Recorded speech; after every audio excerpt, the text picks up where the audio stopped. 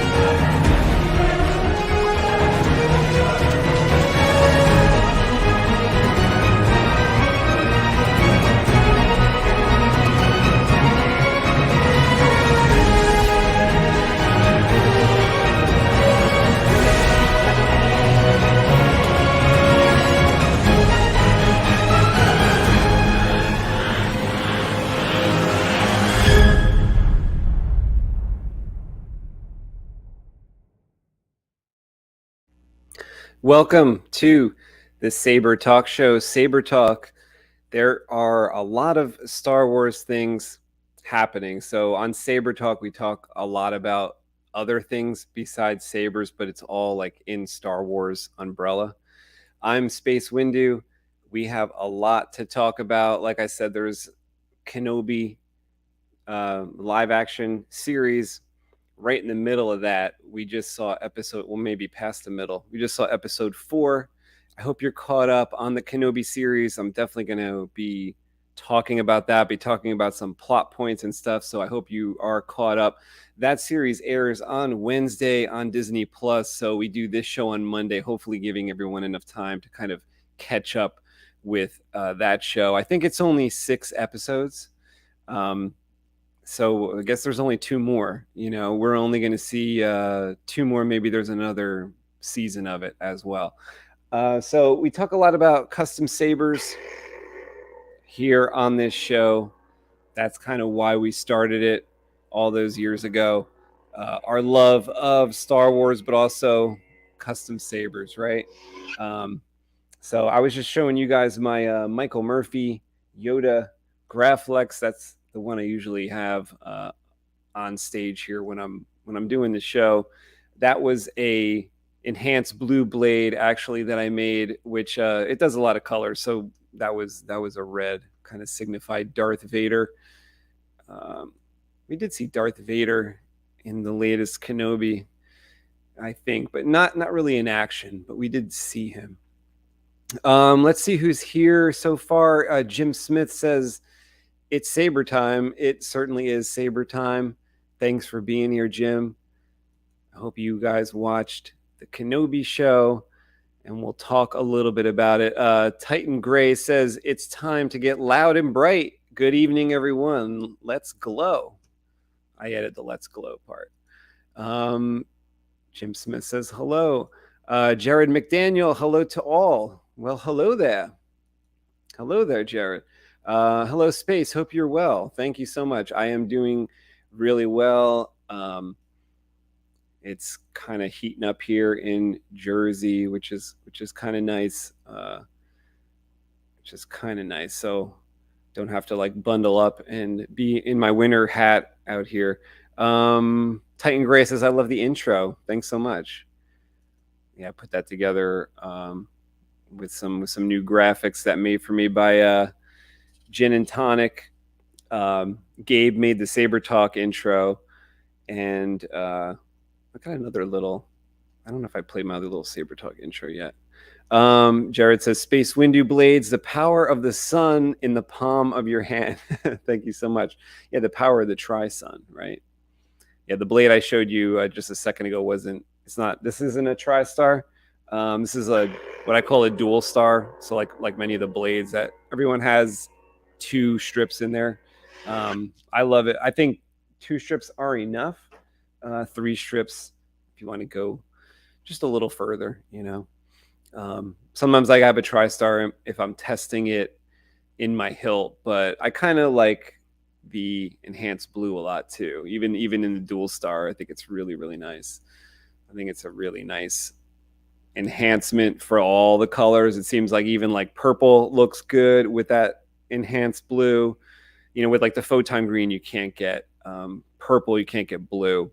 So the enhanced blue allows you to see green, really nice greens, really nice purples, really nice reds. It seems to just enhance everything. So the only downside to enhanced blue, I think, is it's kind of on the clear side of a blade, like blade stock, but you could sand it a little bit. Like I put this like kind of, let's say, I think it was like 300 grit sandpaper to it, and I like to use a sanding block too. Like one little tip, as I show you the tip there. So there's actually newer tips than this. This blade's a few years old. I did drill into that tip, so as you can see, it's like conical in there. That wasn't drilled out before, but now, you know, they sell the parabolic blade tip. So if it's not drilled out, I would drill it out. It's like a bullet tip is what it looks like now from the custom saber shop, but this blade stock is normally clear. So like one tip I have, like when you're sanding, is like use a sanding block or a piece of sandpaper that you only use for your saber blades. You know, don't like put that piece of sandpaper on your metal projects or like your wood projects and then go back to the blades, gonna like stain it up, or, you know, you're gonna take some of the grit, some of the material, let's say metal shards, and start implanting them in the blade. You don't want to do that. So I always keep the sandpaper separate. Like these are the ones I use for my blades. These are the ones I use for like metal and stuff. You don't want to like, you know, get anything in the blade. Jim Smith says 2 are enough. But then he created Pentastar. Yeah, I actually just I moved my Pentastar, like my next V2 Pentastar, over to the next table because I didn't have enough room right here. Otherwise, I was going to try to hold it up. It's kind of like unwieldy to hold right now. There's like the heat shrink isn't on it, so all the 5 strips are like kind of hanging off. As I put the blade together on the new V2 Pentastar core, Pentacore. So Jedi Arms Dealer made me a new core for Pentastar, like different specifications, so that I could try to get rid of some of the like the lines on the Pentastar. So I have like a tighter core, and what I'm kind of doing is like, I was going to try to show you guys on this video, but it's hard with this type of camera and stuff. I'll have to zoom in on it in another video, but I'm like overlapping the strips now. So like the part I'm overlapping is like just the resistor portion of the strip. If you've seen the strips before, you know what I'm talking about. There's like a little resistor on the side. So I'm covering that part with the adjacent strip, and so on until there's 5 strips around. And the lights, like the LEDs, are the only things kind of visible on the core. That way I'll be able to get more heat shrink around that penta star assembly, and also the foam, I'll be able to get more foam around it too. So I think it'll look better than the V1 Pentastar, which like wasn't ready for prime time, so to speak, wasn't ready to be like put for sale or anything, because you know, it looked crazy, but it was just, you could kind of tell that there was like vertical lines. So I'm trying to get rid of them vertical lines.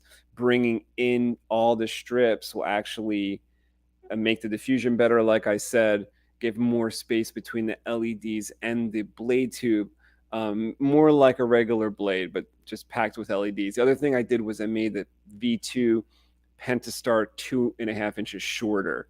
So it's like 29.5 inches rather than like 32, because the 32 with like 600 LEDs is like, it's too many, you know, it's like overload for any kind of battery. So I'm trying to make it like, if I can get down to like 560, 570, I think like that, you know, I think it's going to be around 565, something like that. So that's going to be maybe handleable by the Saber. I don't know. We will see. We will see. Titan Gray says, can you talk about the new LED strips you're using? I saw you demo them the other day. You must be talking about, let me see if I have one hanging here. I can get up and get one. It is, I think you're talking about the blade I use for those. They're SMD LEDs in a strip, so it's super dense. And what I do is I call it the Dual Star Omega. So like we have our Dual Star right here. You know, 2 strips. Each strip has like 100 and such, 100 and something LEDs, usually in the teens. If we're talking about this length, like 118, 116. That's per side. So we're talking about 230 LEDs in this blade right here. For the Omega, which I think Titan's talking about here, it has like 260 LEDs per strip inside the blade, same length. So they're super dense. And there's 264 per side at about a 32-inch length. You know, if you ask me for it shorter, I can make it shorter by cutting the strips. But then the number goes down, right? So instead of 264 per side, we would reduce it if you wanted a shorter blade. So the blade ends up having like 528 LEDs when you're talking about 2 strips back to back. That's a Dual Star Omega, and those are pretty sweet. So the idea behind those strips, the first place I heard about it was JB Kuma, I think, from Mad Science Workshop. He told me about those strips. I think it was him. I went and looked them up, and I found them on Adafruit. So Adafruit's like a website with a lot of NeoPixel stuff. They kind of make, like, they're the ones that call it NeoPixel. So they kind of come after you if you don't use their products and you're calling your stuff made with NeoPixel, because it's like Kleenex and versus tissue. So they're like Kleenex. They made up the name brand NeoPixel. That's Adafruit. So they have these strips called the crap. Trying to remember the number designation they got. Well, if you look up, first of all, they come in half meter. So you have to look on the Adafruit website and you look at the NeoPixels, and then you look at the ones that come in strips, and you kind of narrow it down. You could see these ones have like a bubble over it. They're all SMD LEDs that come in half meter. So what I do to get it to the full meter is there is little connection solder points along the strip, but not like a normal LED strip, because they only happen every so often, the connections. So what you can do is to join them together. That's what I do, is like I cut them, and then join them together on the solder points to the 2.5 meters. Then a lot of the capabilities are because of the board. So there are some boards, I believe, someone can tell me if I'm wrong, that only go so far as 264, as far as the maybe 280 comfortably. You know, the SD card gets taxed, the micro SD card on the board, the processing power of the board when you're doing effects gets taxed depending on how long your LED strip is that you program it into. So I'm kind of talking about Profi right now when I say that, you know, you could put 280 in, but now we're just relying on processing power and stuff like that. So I try to keep these numbers down to like a manageable amount for the board, and 264 seems really great because when we multiply that by 2, we're getting 528. It's a special NeoPixel blade amount number, basically the previously highest density for NeoPixel blade made by the guy who made the Profi board. Frederick was 528. That's how many LEDs he had in his blade. So that's basically the most ever put in an LED blade. So that's a dual star Omega, and I can grab the strip Titan if you want me to show you what it looks like. Jared McDaniel said, what is the runtime with the TriStar blades? 18,650 versus 21,700. Thanks for all your hard work for us Saber geeks. No problem at all. It doesn't seem like work to me at all, because I like doing all that. So you're welcome for sure. TriStar blade 18,650 versus 21,700. You know, 21,700 is a lot more runtime, that's for sure. As far as like what the difference is, I think you can get an hour out of your 18,650 with your TriStar. Now, I don't know if it's like an hour back to back to back, like just an hour leaving it on. I'm not sure, because you know how like a lithium ion, do you know how it drains? Like it would drain faster that way, you know? Just checking on my pooch right here. But turning it like on for 10 minutes, maybe off for 5 minutes, on for 10 minutes, off for 5. Yeah, how you'd play with the Saber. I think about an hour. If it's on constantly, maybe a little less. 21,700, we're probably talking about being able to keep it on for an hour. That's possible. And we're probably talking about the way that I play with my lightsabers, probably more than 2 hours of runtime. So I think it's probably double, honestly. If you play with it like I'm saying, you know, on, off, stuff like that. Battery cools down, battery heats up when you're playing with it. You let it cool down, turn it back on, that type of thing. On constantly, you know, we're probably talking about 1 hour versus 2. So something like that. Jeremy McDaniel says, Pentastar, holy cow.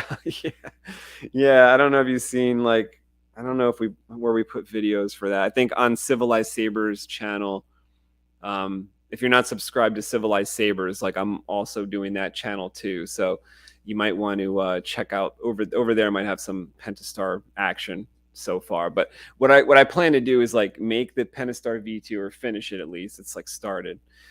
Finish that, get it like in the light meter, get the test again, because I did test the first Pentastar, but you know, with the power, like the way a Saber receives power, the way the LEDs and NeoPixels need power, it's such a draw that the Pentastar was not brighter than the TriStar. So more LEDs, right, wasn't enough. We needed, like, I guess, more power. So I did have that testing in my 21,700, my Saber with a 21,700 battery, but maybe the Pentastar needs like more juice than that.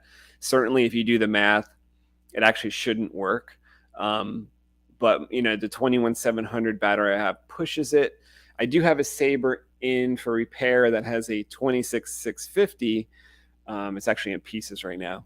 But I could, if timing lines up, I'll have like a 26,650 battery powered Saber, and we'll test it with the Pentastar, see if we can adjust like our light meter numbers, like bump them up a bit. And I remember most of the colors were like 5,000 and 6,000 on the Pentastar, and on the TriStar you can get over 12,000 easily on a TriStar. So it's just more efficient. Like TriStar is like more efficient with most people's Saber battery. Felicia, what's going on? How are you today? Hope you're doing well today. I think I spoke to you earlier on Instagram. Jim Smith says, "Oh no, holy cow, awesome!" I think that's what he said. Pretty soon we'll need a nuclear reactor for your blades. Yeah, like maybe the battery solution will like catch up to like these blades we want to make. For now it's just kind of like it's like fun, like our prototyping. It's fun for people who like, I've had a couple customers who got the Quad Star, which again has more LEDs than the TriStar because it's like 4. It's like a square formation all the way up. So there's more LEDs. There's like 400 plus, and there's 450 or something in a Quad Star. That's also not brighter than a TriStar. It's kind of like a novelty for the people who like have to say, I got the most LEDs in my blade. It's not necessarily the brightest, like the Quad Star is not the brightest, but for people that want to say like, I have almost 500 LEDs in this blade.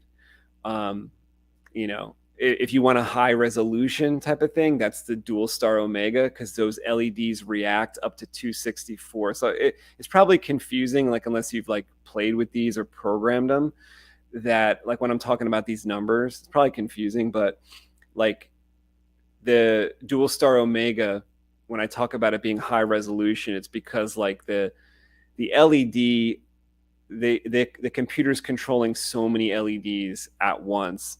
And all our other blades, Quad Star, TriStar, Dual Star, blades that normal sabers use, those hovering about 100 to 150 as far as number of LEDs. We're just talking about a different level of animation quality on the blade effects. So that's kind of talking to Titan when I say that, because he was asking about the Dual Star Omega. Oh, thanks, Jim. Oh, okay, yeah. So hopefully that helped. I know it's like probably turning some people off to get like so much information thrown at you, but it's just what I know. So it's what I know. The new 1515 NeoPixel, perhaps. TriStar Omega, says Jim Smith. Maybe just a thought. Yeah, I have to look more into them. I want to get some of those in. I think from what I've seen so far, they are going to need to be on a denser strip. Like those strips are going to have to be denser to work in blades, I think. But I have to really like handle it in person to know, because Jedi Arms Dealer was showing me what they look like, and the LEDs looked far away to me. Like they looked like they were spaced far away. And Tom over at Megtooth Sith said he believed the 1515 wasn't bright enough to actually become a blade. That's one of the things I was worried about the SMD blade, the Dual Star Omega, but it's actually nice and bright, and the numbers come out higher than the regular strips on the Dual Star Omega on the light meter. So that was a little surprising, because I was concerned because those LEDs are smaller. So it's not supposed to be like the brightest, just supposed to be the densest. Yeah, you're welcome, buddy. Jim Smith says Penta might be for a custom hilt with 221. Yeah, that would work. That would work. I have yet to try that. I've tried 226 650s, and I made a saber with those. Give me 1 second, guys.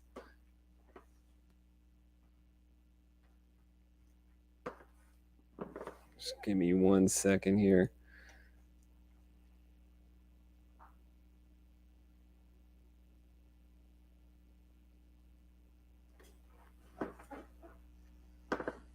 Okay, we're clear.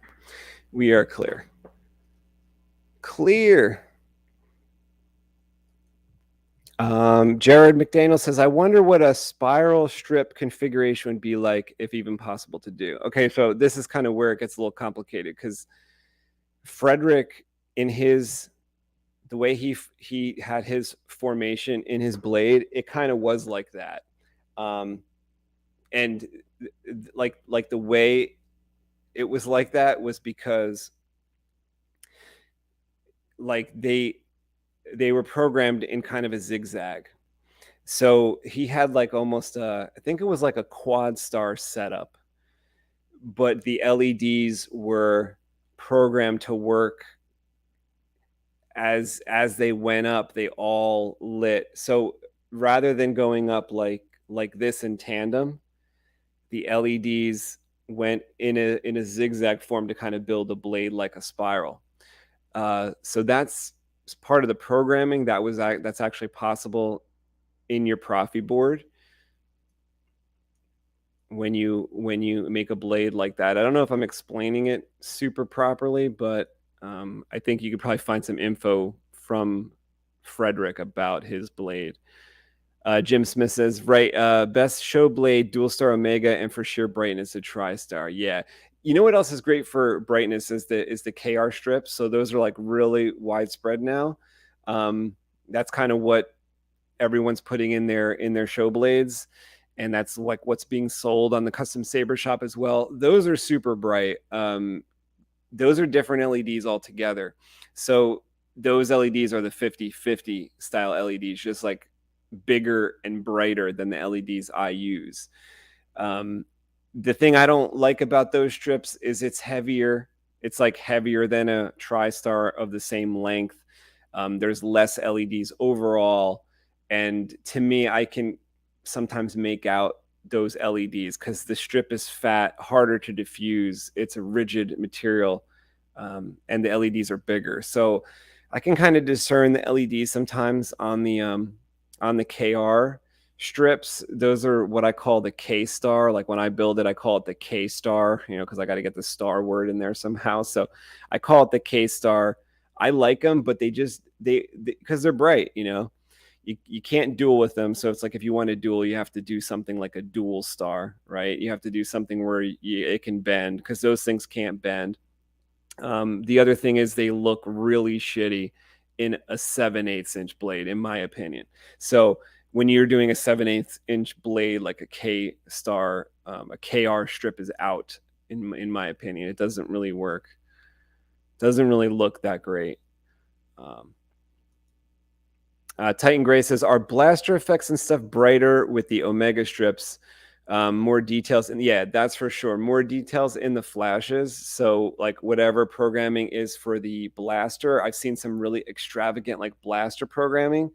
Sometimes where the white blaster effect spreads out on the blade, that looks awesome on Dual Star Omega. And then the ones where it spreads and has different color effects, that looks really, really sweet. Cause like you can see the dissipation, like there's a center point of like a hit, and then a dissipation, like a gradient that comes out. It's crazy.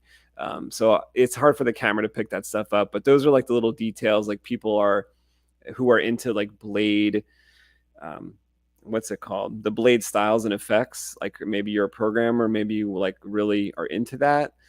That is something that the Dual Star Omega like really does well. Yeah, you're welcome.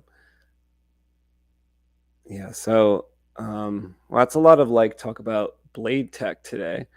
But yeah, there's like a lot of options out there. I think like the easiest thing for most people is to use the KR strip. Nothing wrong with that at all. It's an awesome product. It's got like the brightest individual LEDs for sure. Those 50/50s are blazing.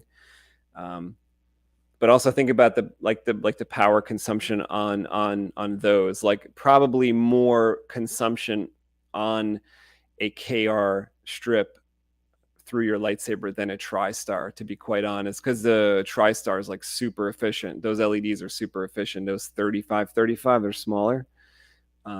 Those are really efficient, and probably less consumption on that, to be quite honest.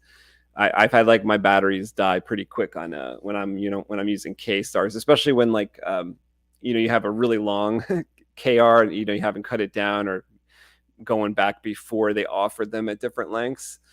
A lot of people just like plug and played those at that full, whatever it was, like really long length, like 36. The blade would be like 36 inches long, kind of like a little too long for a lot of people. Also, a lot of LEDs in there. So that was a lot of power consumption.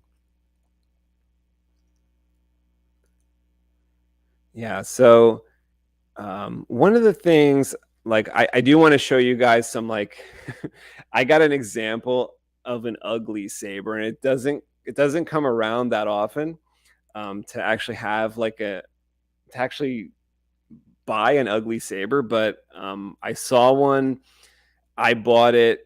I had high hopes. Like, I thought it was going to be better than it looked like on eBay. It was one of those like kind of an impulse eBay purchase for sabers.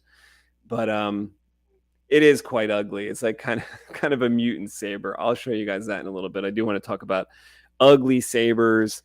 And I wrote a note or two about Kenobi because I do want to talk about Kenobi. Hopefully y'all watched that show. And I really thought that this part four of Obi-Wan really seemed to me to be like an imitation of episode 4. So if you look back to episode 4 of Star Wars A New Hope, when Leia is kidnapped, she needs Obi-Wan to come rescue her, maybe bring some friends to help. There are bad guys after her. There's bad guys after Kenobi. Darth Vader's there. They are on kind of a spaceship or space. The interior looked like the Death Star. It was very much like A New Hope, just not as good. So I thought that was strange. I didn't know if they did that because it's part 4. They're like, oh, like they think they're being cute. Like, oh, it's episode 4 of Kenobi. Let's make it just like episode 4 of the movies, where Kenobi's got to come rescue Princess Leia. Even though it kind of seems to have undid a lot of the stuff we knew about, or we thought we knew about Leia and Kenobi. It didn't seem like they had a relationship as far as knowing each other or meeting before. Remember how nonchalant Leia was after Kenobi died?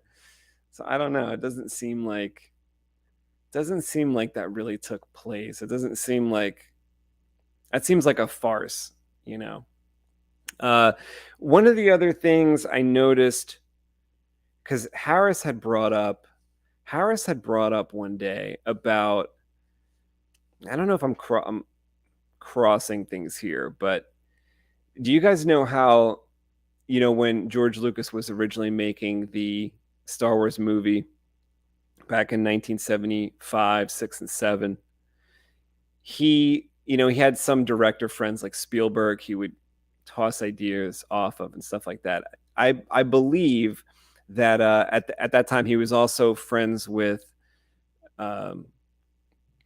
Francis Ford Coppola, director of The Godfather. And one weird reference, and I don't know if this is something that I'm imagining, the planet name in Kenobi that they're on, I guess I think it was episode 2. They had gone there. I don't know if the planet they're on now is Mapuzo, but they had mentioned a couple times, I think in episode 2, maybe episode 3, I think Riva mentions that they're on Mapuzo. I just find it strange that the author of The Godfather is Mario Puzo, and they got this planet called Mapuzo. It seems very silly. I don't know what's going on here. Like, if this is just coincidences flying through the air, this is someone's cute idea of an homage to Mario Puzo, the author of The Godfather, or if just some weird connection I'm making that doesn't actually exist. But just the fact that I never heard of this planet before is a little alarming. It doesn't make sense why they keep doing this. Like in the new Star Wars canon, they keep making stuff up when they don't have to. Like there's plenty of planets that are existing in like the old Legends canon and stuff like that. Like why not just say, Solist, or somewhere that like we already like know of? Why do you have to just make up goofy names all the time?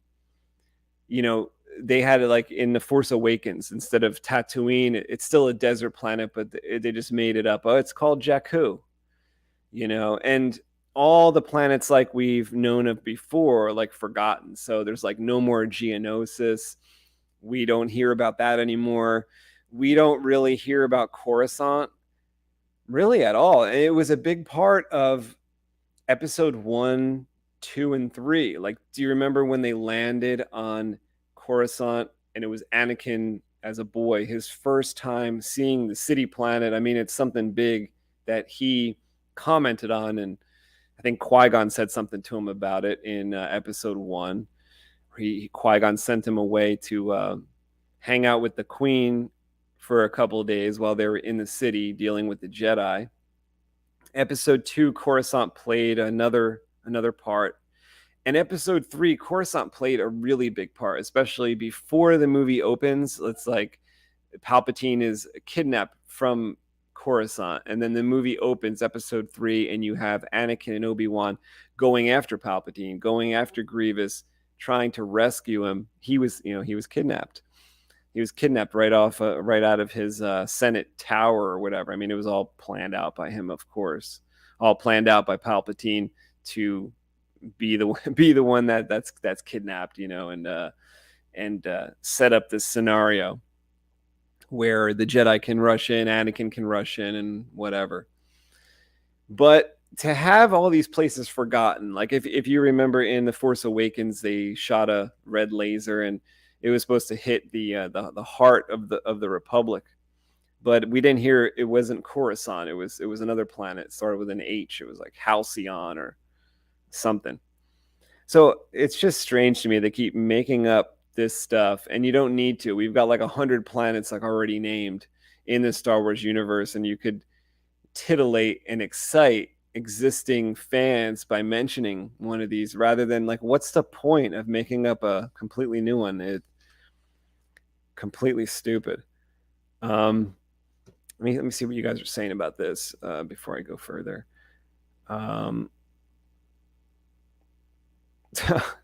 Oh, there's some compliments in here. I should have looked sooner. My head's not big enough already.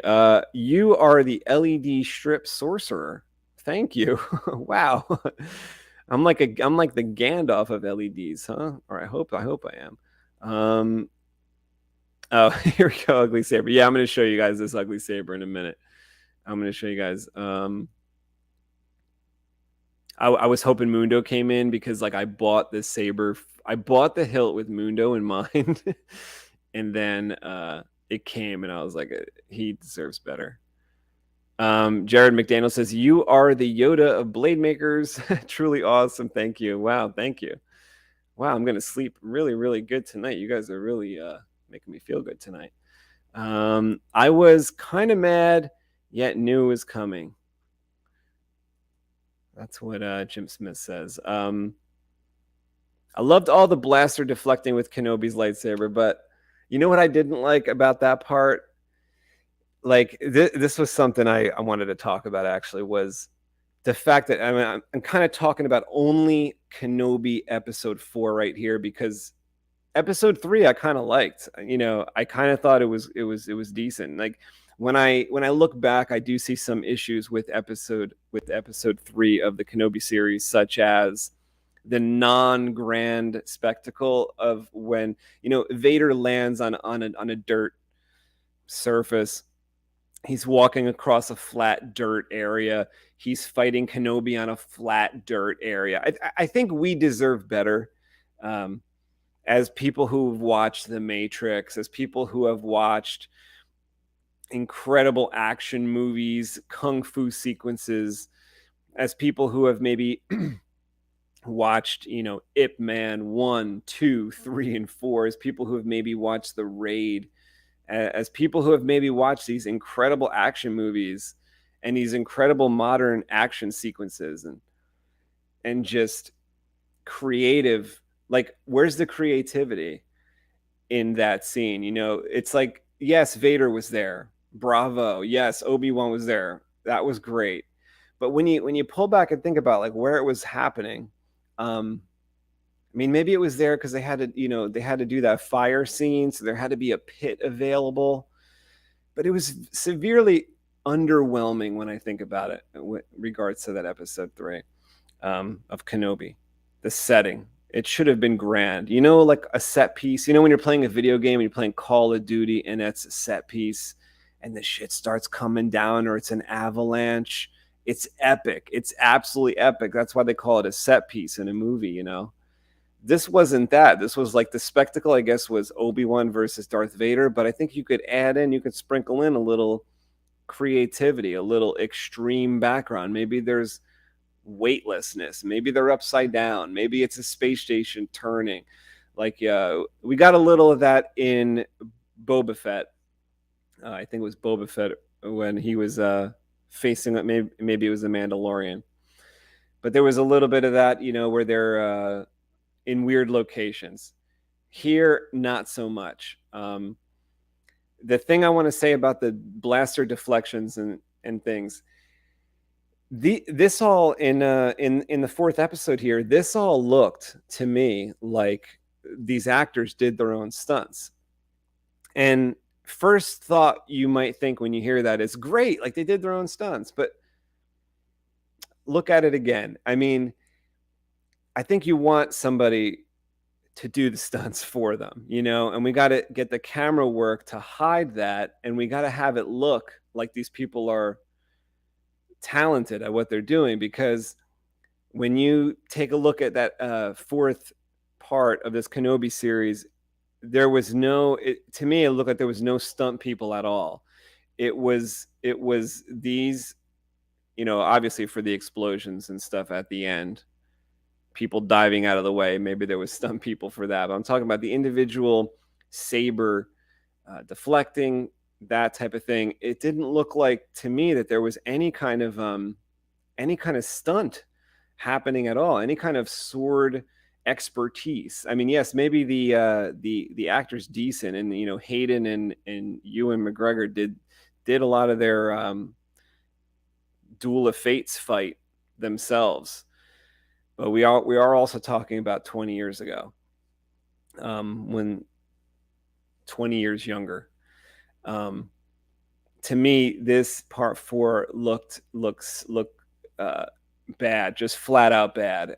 As far as like, look at the scene where Obi-Wan was holding back the water and the glass was cracking, right? That scene was an absolute disaster. That scene was an absolute mess. So there was a threat in the scene, apparently, for the water to potentially hit the group, hit our heroes. So Obi-Wan says, I will hold back the water and you guys run away. And it's almost like a sacrificial moment in the show where they're like, we're worried about you. He's going to get hit with the water. Then the bad guys come in. And instead of Obi-Wan being in the way of the water, now the bad guys are in the way of the water. So the bad guys get hit with the water, leaving Obi-Wan enough time to run away, even though his position didn't change. He runs towards the door. The automatic doors are closing. Huge wave of water is coming toward them. A normal movie, any normal movie would have, the doors close and some splashes would come through. As far as I could tell, not even a drop came through. The doors were closing as a wall of water is coming toward them. And we're watching a sci-fi show. We're supposed to be a special effects leader, Lucasfilm. The doors close. Not even a drop of water comes through. It was a mess. It was an absolute disaster, that part. The beginning, the first 5 minutes, I knew we were in trouble. The first 5 minutes when I heard the terrible, terrible writing. Dude in the beginning, right? It was like a mechanic. And I guess we're in his mechanic shop. He's angry. He wants Obi-Wan to leave. He says, you got to get out of here. You got to get Obi-Wan out of here. You got to get Obi-Wan out of here. He's a criminal, or he's wanted. Obi-Wan walks up to this gentleman. He says, the Empire is shit, or the Empire sucks, or whatever. The guy says to him, my wife was a Jedi. She was killed by the Empire. I'll help you. I'll do whatever you need. So that guy, no convincing by Obi-Wan, no convincing by anyone but himself. It was the worst writing I've seen in this show so far. And I mean, it's saying something, because episode 1 was quite bad. But this 4th episode was just, I mean, did anyone like edit this or proofread this script? It was absolutely terrible. Every single line seemed to undo something that we love from episode 4, the movie. Every single line seemed to hurt our beloved movie. My opinion. That's my opinion. Episode 4, Kenobi. Okay, we got Mundo in the back. Let's bring Mundo in if he's ready. He's looking ready. Where's Mundo's? I know you guys like Mundo's intro. Where's Mundo's intro? Here we go. In here, we pour whiskey.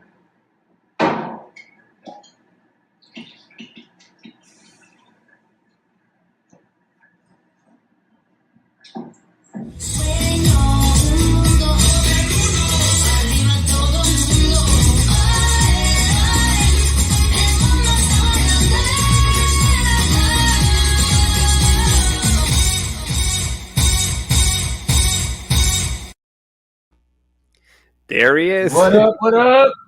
Are you ready for your mugshot? I'm ready for my mugshot. Got the hair all messed up, and all we need is a ruler. Right? Here, let's get this ugly mug going. You know what I need better? I need some crown going in. Oh, you know what, Mundo? This is good timing, because I had almost forgotten, and I had gotten my ice glass ready. There you go. So, Mundo, did you watch this Kenobi episode, or part 4? Yeah. What are your thoughts on this one? I believe I did. Well, I heard you ranting about it. And yeah, so here goes the Crown and Coke, man. Combo number 5.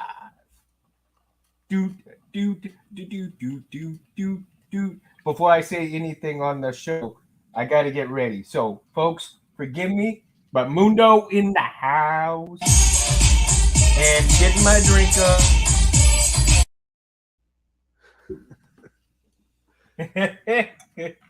And I want to give a shout out to my cousin, my primo, Alberto Garcia. I hope he's watching, because I told him to watch. So, Albert, here's to you, buddy, if you're watching, primo. Umberto, welcome. I hope you're watching tonight. Does he usually tune in, Mundo? Yeah. So let's say me go ahead and start off. But like you were saying, you were ranting about the writing. Yeah, I kind of agree, because that dude that got killed, I kind of laughed my ass off when he got killed, because your butt's stupid. Here you are, trying to save Leia, getting her out of there, but yet you already know you're fighting against a Force person, and you're not going to take time to really watch your ass on what's going on around you. Come on. He should have never been killed, really. I mean, he's shooting at a damn, Force person, knowing that they can do all kinds of shit, telekinetically, even stop his ship. And for him to get that close and to get blown up, yeah, I mean, come on, you could have had something better to that. Now, how did they do that? Like, how did that death happen at the end? Because I saw the explosion. I don't quite know what happened. Well, Reva was taking one of the bombs that they had on deck right there, and she used the Force to fling it up there. Yeah, hurl it towards the back of the ship. Gotcha. Right. So instead of holding him, because she had the lightsaber in one hand, she basically took the bomb and blew his ass off with it. You know, but I mean, if you're gonna attack people and get Leia off, I mean, you should know that they're gonna come at you with something, especially a Force person. They had I a mean, lot of people on deck there. Those Imperials had a lot of weapons and people. Precisely. How could he not been? How could they have not been shot at? You know, they came in shooting, they killed people, yes, but there would have been so much more at that same point in time. And then you got Obi-Wan over here running with Leia, and he's shooting people left and right. What was the reason there in your mind for him with the gun and not the saber right then? Like, what was that deal? Because I think that would have, if he had the saber out, that would have alerted the snowspeeders to where they were to not shoot near them, because they were just blowing the hell out of the whole deck. How did the snowspeeders know where Obi-Wan and Leia were? He didn't have a saber out. They just looked like everyone else. Yeah, well, that's another thing, though. If you got to remember, I think they were trying to go for that part where he's not the same Jedi as he used to be, right? So, you know how he says the blaster was so uncivilized? Well, how long has he lived in the desert uncivilized, right? You gotta take it from that point that he hadn't used the saber in years.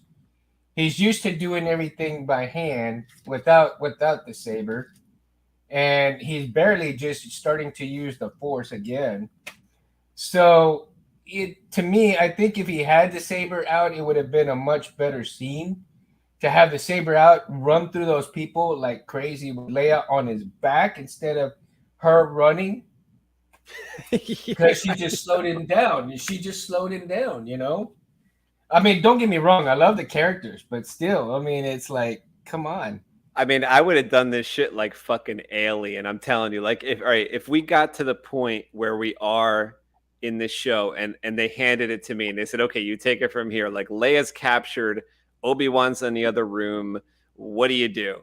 It's like, okay, this is what we do. We got the fucking Empire out here. They got all their equipment and all their bombs and stuff is laid out everywhere. We know that because Reva uses one of the bombs, like you said, and they got all these stormtroopers, and it's like half of them are lady troopers, which is kind of funny as well.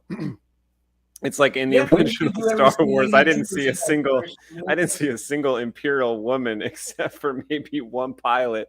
But in this, half or more, it's like 75% are ladies. What I would have done is had like an Empire style mech suit over there, lying there on the floor. Maybe someone's wearing it, you know, because we kind of got a little glimpse of that from like the Mandalorian, that the Empire uses like robotic suits and things like that. So maybe it's like an exoskeleton looking suit, like Ripley gets in to fight the alien queen, right? But on a little bit smaller. And Leia gets into that fucking exosuit, man. So she's got like an alien style exosuit, and she's like sweeping stormtroopers off the deck, and there's missiles coming, and she's hitting them with the robot arm. Kenobi flies over her head in a fucking somersault with the saber. The snow speeders know that it's that where he, but I wouldn't have had snow speeders. I think that is the stupidest thing in the world. That's like there's no other ships in the universe that can come except snow speeders. That's the stupidest thing in the world. It's like, what do people love? Oh, people love Empire Strikes Back. Okay, what can we do? Okay, make them snow speeders. People will love it. It's like, okay, there's 1,000 ships in the Star Wars world. It's like in Rise of Skywalker and all those movies, they only had X-wings and B-wings and ships we saw already. Nothing else. They had some A-wings. Where's the other ships? They only make 4 ships in this fucking world. Snow speeders. That's another thing I laughed at, man, because that's I'm all like, oh fuck, snow speeders. What the fuck are they doing on a planet like that? Like it would have been better if, like, let's say they had see, this is where it gets bad with the writing and stuff.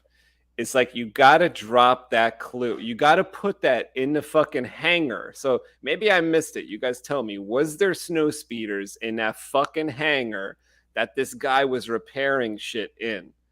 If that's true, this is what you do. You have the two snow speeders come in, and one of them's like smoking, like he still didn't finish the repair. You know what I'm saying? And this shit is like smoking and fucked up. And maybe that's the one that gets destroyed. Like, they didn't do any of this. They are so uncreative. They're so stupid. I heard that like the writers didn't even watch. I heard the writers didn't even watch episode 3. Now, I don't know if, like, I didn't look into that because I saw it as like a thumbnail in a video, and I was like, I'm not going to click on that. I don't like watching the reviews and stuff. There's a lot of haters and stuff out there. I like to make my own opinion, even if I'm hating on it. It's all me. I didn't get this shit from anywhere else. It's all my like what I saw, you know, what I use my eyes to see. Yeah, like I think it wasn't good. It wasn't anyone else's opinion, but I don't like to watch those videos because of that. But that was a thumbnail. It said Kenobi writers didn't watch episode 3, and I'm thinking, Jesus Christ! Like, but it's apparent. It's not surprising. I think writers who didn't watch episode 3 could make Kenobi work, but these particular ones aren't doing that. They're not. You know, they're not so creative that they're like, no, I don't want to watch it. I got some great ideas. Let me just, no, these ideas are trash. Like, these ideas are awful. Yeah, I totally agree. I mean, it was stupid I mean, it could have been 10 times, even 100 times better. Had watched, you know, episode 3 and gone from there, because to me, and this is my opinion and nobody else's, right? And not just because, you know, you're hating on it or anything like that. I'm making my own opinion as well. You know, if they want to write something and at least have a sense of what's really going on, instead of just going off on a tangent, because if you don't make sense of what's actually really going on, then you do lose a lot of your audience, right? And losing the audience at a certain point, then you really lose what the story is for itself. You don't, I mean, you lose the soul of what's really going on if you lose your audience. But of course, if you can't stay along with the storyline too, if this don't make sense, you know, it's not going to have any soul to it. It's just like a song. If the song don't make no sense, if it ain't got a decent beat, there's no heart and soul to it. What the fuck are you going to listen to it for? I'm really glad you bring up songs, actually, because not only is that a great like metaphor for what's going on here, because it's not really them making a song from scratch, right? This song needs to work with the rest of the album. You know, this song needs to work like on this album. And the album is called Star Wars Saga. That's the fucking album here. So you better get in line, because let me tell you is that this isn't enhancing the story. If you want a prequel that enhances the story of the original broadcast, you want to watch something like Better Call Saul.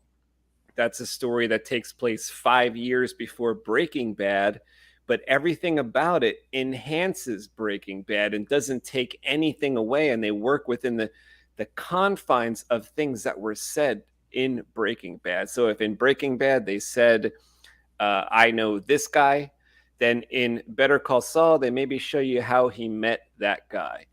And it works within the story. Nothing's ruined, nothing's hurt, and it's only enhanced. And actually, that's part of the writer's goal, they said once they're done with the series Better Call Saul, they want you to actually be able to go back and look at Breaking Bad in a different way, or, you know, kind of look at it and understand it better. And that's what I thought that this show would do, or that's the hope. When you decide to make a show like Kenobi, your hope or your goal is to actually enhance the material that it surrounds. So if we're talking about this as a prequel, okay, we have a material that's set in stone that takes place right after this, and we have to line ourselves up with that material, not completely conflict with that material, and then just leave it up to everybody just to have kind of a messy image in their head of what the actual story's like. It's for me, it's not too much of a problem because I've seen these movies 100 times each, so I know what's BS and I know like what's added by people who don't know what they're talking about and stuff. But it is kind of a mess, even in my mind, to have to sort and sift through all that. It's not necessary. They shouldn't have done that. They should have made it enhance the original material, and that way everybody could enjoy it, and everybody could kind of go back and watch it again and get something new out of it. Whereas if you examine it like we're doing now, the only thing that's going to come out are the issues. There's nothing solid in here. There's nothing solid that we can grasp onto, really, and say, this is even real Star Wars here. Exactly. Even Rich agrees that no way that they didn't watch episode 3. So Jim says that actually they're just speeders. They had trouble adapting them to code in Empire Strikes Back. Fans gave them the name Snow Speeders. That's true. And, I mean, you got a point there, but I'm only saying that there's many more ships than the 6 or 7 we've seen. Yeah, exactly. You know what I would have loved to see was a Nubian ship come in and put Leia in the Nubian. I would have loved her mom's planet. Is that from her mom's planet? Yes, that would have been cool as fuck to see a Nubian ship come in, pick up Leia, and haul ass out of there. We have Jedi Hesh in the background. Let's get him into the show here. I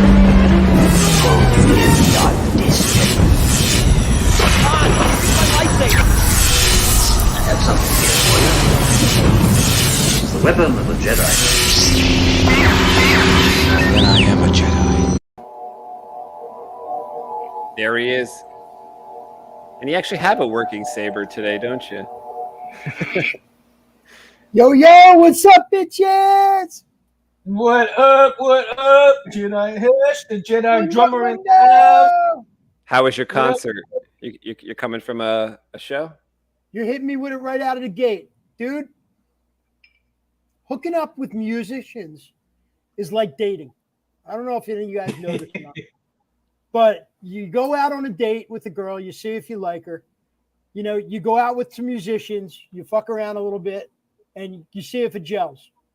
And I had a great time tonight with 3 amazing performers, and they basically want me to be in the band. I'm like, all right. Oh, wow. Congrats. Yeah, they're a locally popular band.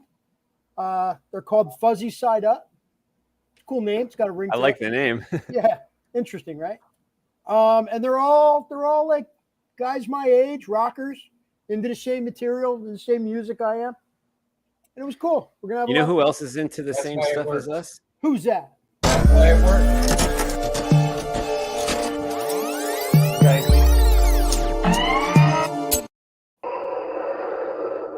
Jedi Arm Stealer.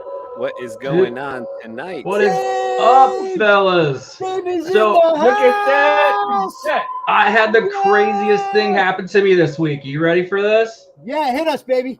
Some crazy bastard sent me a surprise saber blade in the mail, and I swear to God, there's 3 pixel strips in here, and I want to know who on earth is crazy enough to freaking do this. Do you guys have a clue?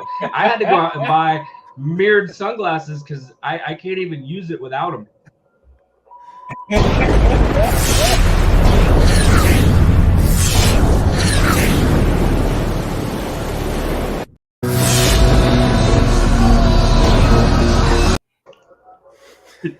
It's that guy right there in the corner. Oh, looking my good. God. I like that animation. That is like TriStar is amazing, isn't it? Oh my God. In the bathroom, it's king. Oh, I like that. Thanks for hitting the bathroom at 3 o'clock in the morning, man. Badass. Badass. I can take my mirrored sunglasses off now. It's safe. Yeah. That was a sweet off animation too. If you put your face close enough, you can feel the heat coming off the NeoPixels. It's true. It's totally true. It's badass, man. Little do we know, we'll find out in 20 years it's really like radiation and we're fucking ourselves up. Uh-oh. I know, right? Poor Anthony. Space is gonna end up making a damn blade. You turn it on, and all the radiation is gonna get sucked up in the blade. Listen, between all the lead solder that passed through them fucking fingers, he's already radiated. I'm definitely irradiated. Weren't you telling me a story about Makoto was having some issues with LEDs in his eyes? Yeah, he had something go wrong with his eyes, and I think his hands as well. But I think he's better now because I've seen some like newer videos. But for a while there, I was like emailing him, and he was like, "My eyes are messed up," and I think something happened with his hands. But that's called old age, motherfucker.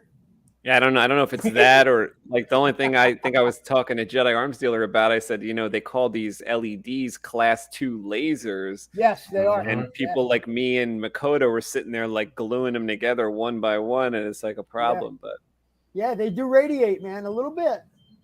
They radiate. What do you say was going on with his hands? Something to do with soldering? I was thinking something. I don't remember. It was a couple of years ago now. But if I'm not making this up, maybe it was something to do with like arthritis type of thing. Because I know like working with these, like when you're working with pliers all the time. Yeah. It could be something with that. I think it was like a carpal tunnel type thing, right? I don't know. Crampy. Well, I tell you because with arthritis, man. I can just be cutting a steak and I have to stop right in the middle of cutting because my hand gets so stiff. I mean, it hurts like literally. Yeah. The muscles feel like they're flexing so much. Yeah. Yep. It just pulls so much. You just can't. Agreed. You guys let me know if I sound like Max Headroom again this week. I noticed last week I was like, I think it's good collection, and I was like repeating words and stuff. You sound good on the video. All right, cool. Yeah. Bright. So Kenobi, we're on Kenobi. Yeah, you could talk about Kenobi.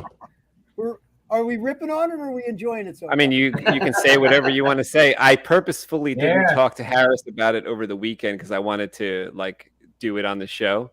Yeah, we didn't talk about Kenobi at all. I played the boys from episode 1 through whatever they have now, episode 4 of season 3. I'm thoroughly enjoying that. I think that is from like the time I walked in the door to the time I left was the boys on.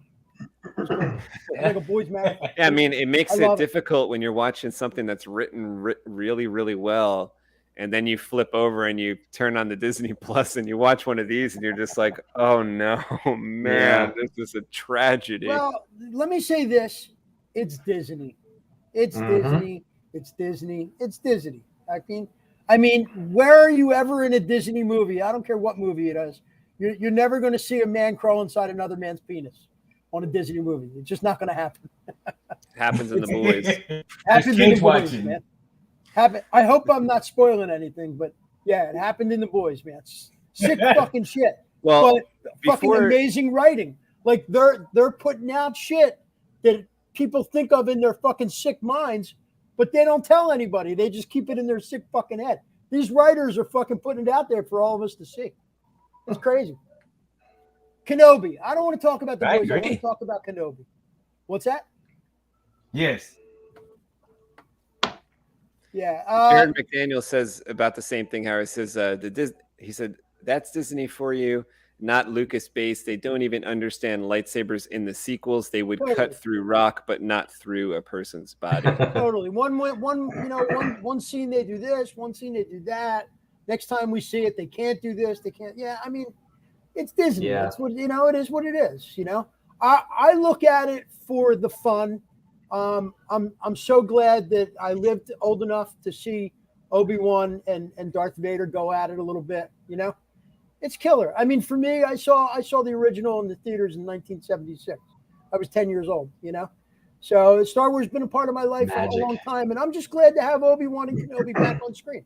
I really am. I think it's cool, and it's. I mean, it's play acting. It's Romeo and Juliet, and it's not perfect, and I'm enjoying it. I think it's cool. I like Ant. You were talking about the scene where the guy was like out of nowhere wanted to help Obi-Wan. First he's like, get the fuck out of here. And then he's like, my wife was fucked up by the by the, what do you call it? Empire, yeah.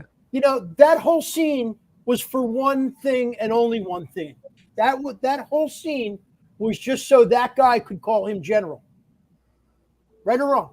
You know, the whole scene, he goes out on the guy. He's in his face. Let me tell you something, motherfucker. But here and now and everything I have to say, you're the general. That was what it was for. So I'm trying not to read that much into it and enjoy it for what it is. It's fun. Some lightsaber play. And the guns, I mean, we all know Obi-Wan hates guns, right? He'd rather use a lightsaber. But the lightsaber didn't come out because that would have sure enough put him as a Jedi. So I think he didn't want to come out yet as a Jedi. They wanted to build a little mystique, a little mystery for Obi-Wan, have him have a little adventure. We knew he was going to pull the lightsaber out sooner or later. No, well, this scene was at the end of the show after he had already used the lightsaber a bunch, and he didn't use it in the last scene. Yeah, I get it. I get it. I mean, I'm digging it. I think it's cool. And, yeah, you can ask a million questions, but, you know, try and look past that. Enjoy it a little bit. I think it's fun. Well, I get what you're saying, Harris. But I was telling Space, I said, what if you might want to look at it this way, is that how long has he been in the desert without the saber, right? Yeah, I mean, we know it's, you know, by the age of the kids, we know. In the past movies, he, you know, we see him say, okay, the blaster is so uncivilized, but how long has he lived in the desert without the saber?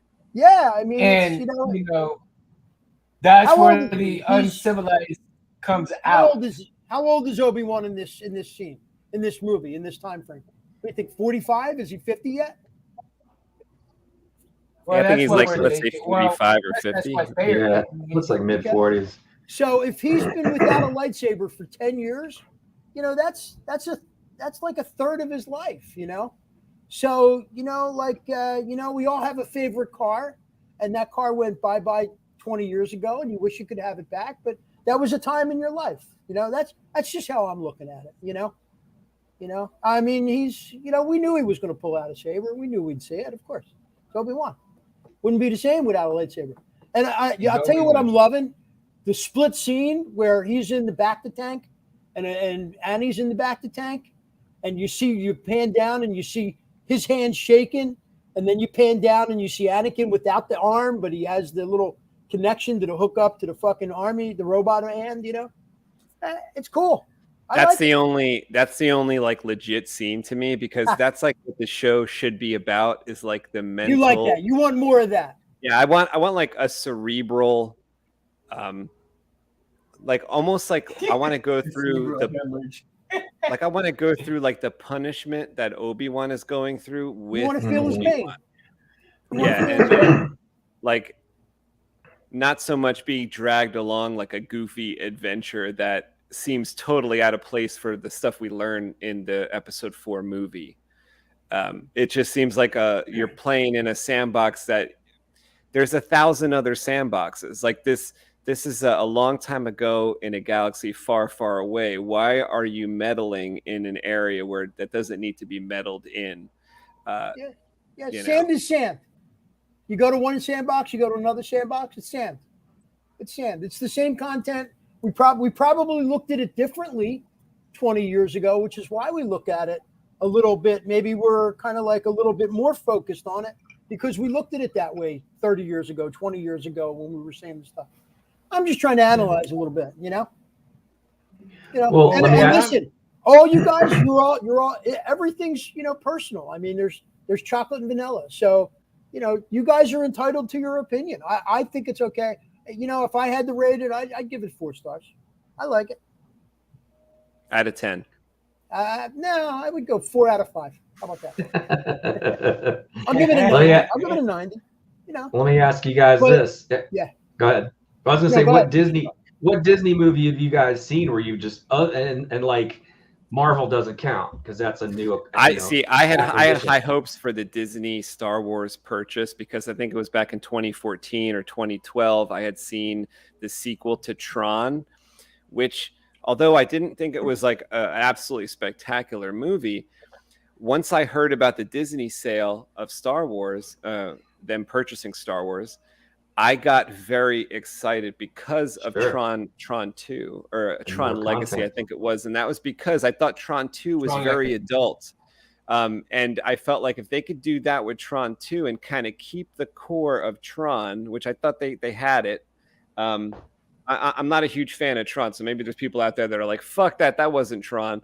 But I seen Tron 1 a few times and I seen Tron 2 twice, and I thought it was good. And I thought it fit in, and I thought it was a good like extension of the Tron universe. Yeah. And I thought it was adult enough that I was like, they can handle these themes in Star Wars, these very adult themes. I mean, we saw Uncle Owen and Aunt Beru, they were skeletons. I mean, those are some fucking extremes. And I thought that they could maybe come full circle. Yeah, I thought that it could there was a chance there, but the way that they've gone with like handing these projects to people who don't care, which is the real problem that I have. So when Mundo confirmed earlier that he said, I think it was Mundo said, no, those writers actually didn't watch the original movies. That is a crime that cannot be forgiven. That is too much. So it's way too much, in my opinion. It's unforgivable. And for that to be the writer of the thing, it's just absolutely insanity. Insanity. I mean, it's not like we have a lack of fans who care. They probably could have grasped into a bin of fan-made stories that surpassed this story by miles and miles and miles. Because in the intervening years, don't forget, let me just tell you a little story. There was 40 years in between, right? So like Harris said, he saw the movie back in 77. Then 40 years happened. Now we're at today. There's a lot of fans that have been thinking about what Obi-Wan was doing. These people who wrote this show only thought about what Obi-Wan was doing when they got their paycheck like 6 months ago. Mm-hmm. And they start thinking, oh, what was Obi-Wan doing? No. There's fans that wrote these stories already. These stories are out there. It's called fan fiction. Some of them are probably amazing.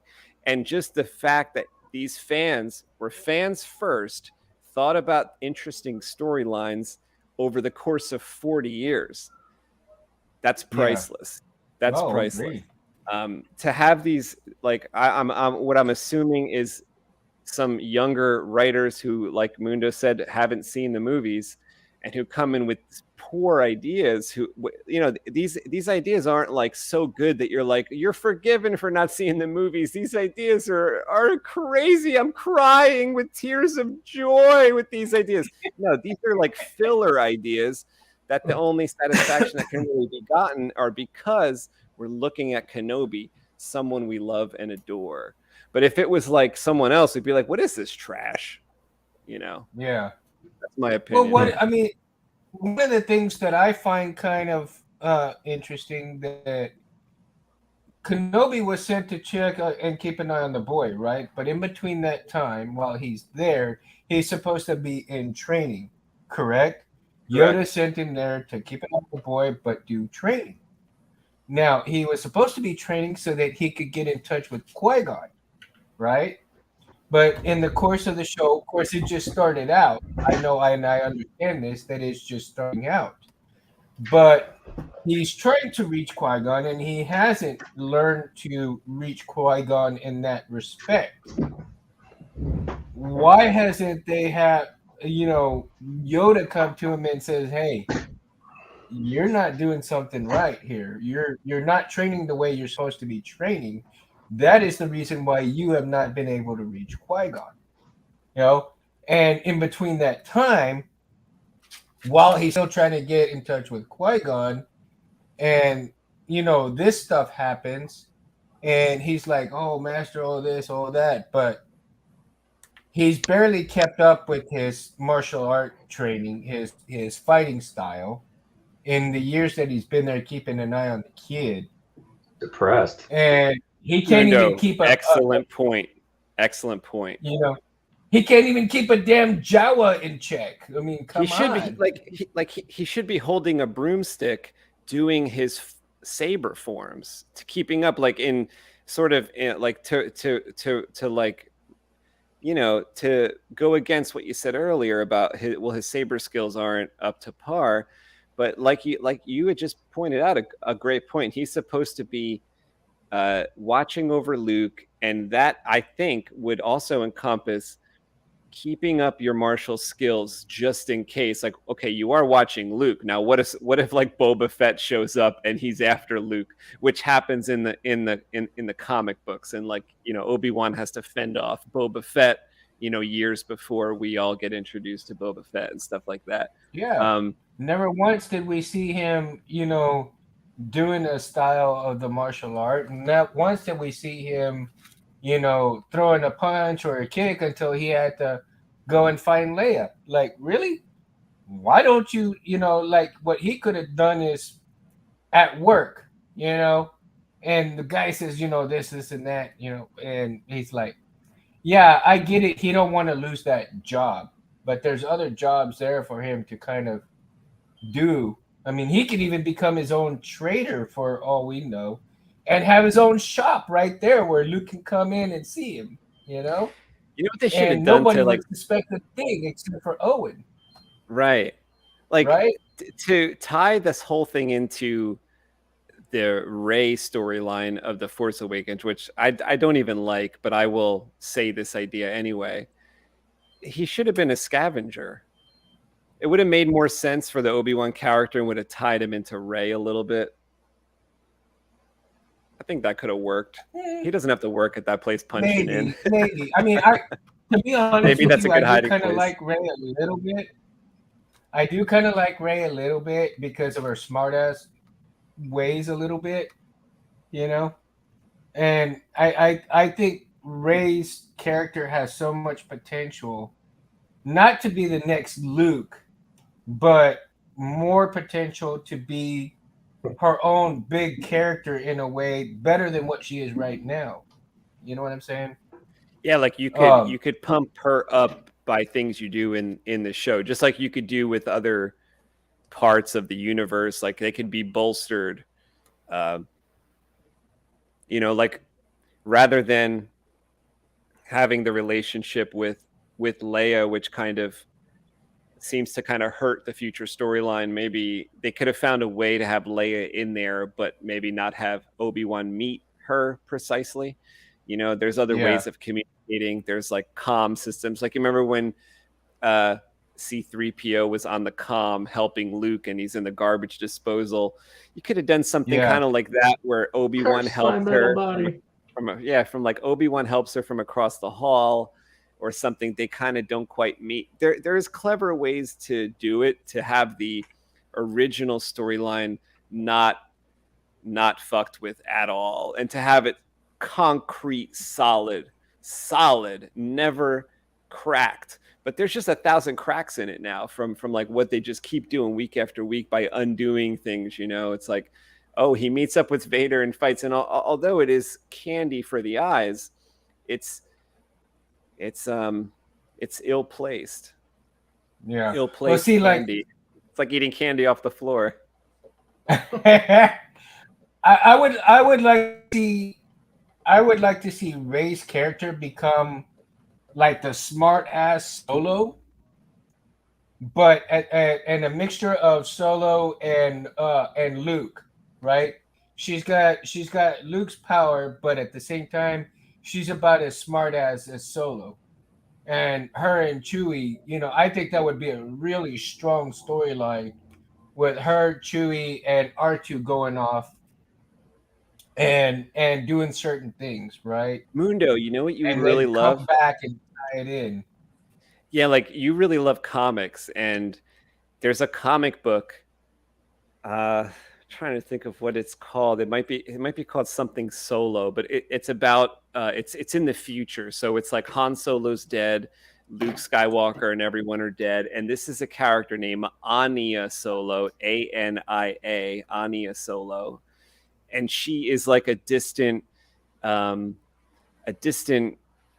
descendant of Han Solo. It's like a couple generations in the future. She doesn't have force powers, but she has that spunk of like Han Solo, and she has some droids around. I forget which droids, and she has to deal with these at that time, at this point in the future of the story, there isn't Jedi anymore. There's something called Imperial Knights. So there's like Force users who protect the Emperor, and they wear certain armor, and they carry like white lightsabers. And Anya Solo has some dealings with those Imperial Knights. So it's kind of like a reversed story of like what happens in the movies, like based all around a Han Solo-esque character. It's actually a really good comic. I think it's like a mini series. You should check it out.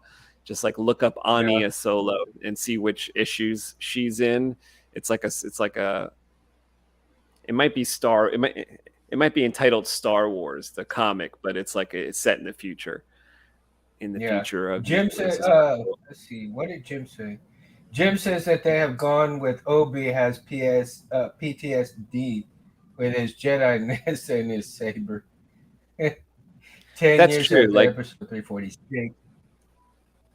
Yeah, like that's the kind of theme that they have there, is that Obi-Wan is broken down and stuff. It's just that Harris and I watched A New Hope just yesterday, I think it was. Harris was over, and the confidence, I mean, there has to be a lot to happen within the next 9 years. There is a confidence to Obi-Wan, to Alec Guinness's Obi-Wan, that is just not at all present in this show. So yeah, I don't know how they get there, and if this was really good writing, I would have 100% faith that they would do it in the really clever way. Like I mentioned a few shows already, like they have good writing. It's not extinct from the planet Earth. There is good writing out there.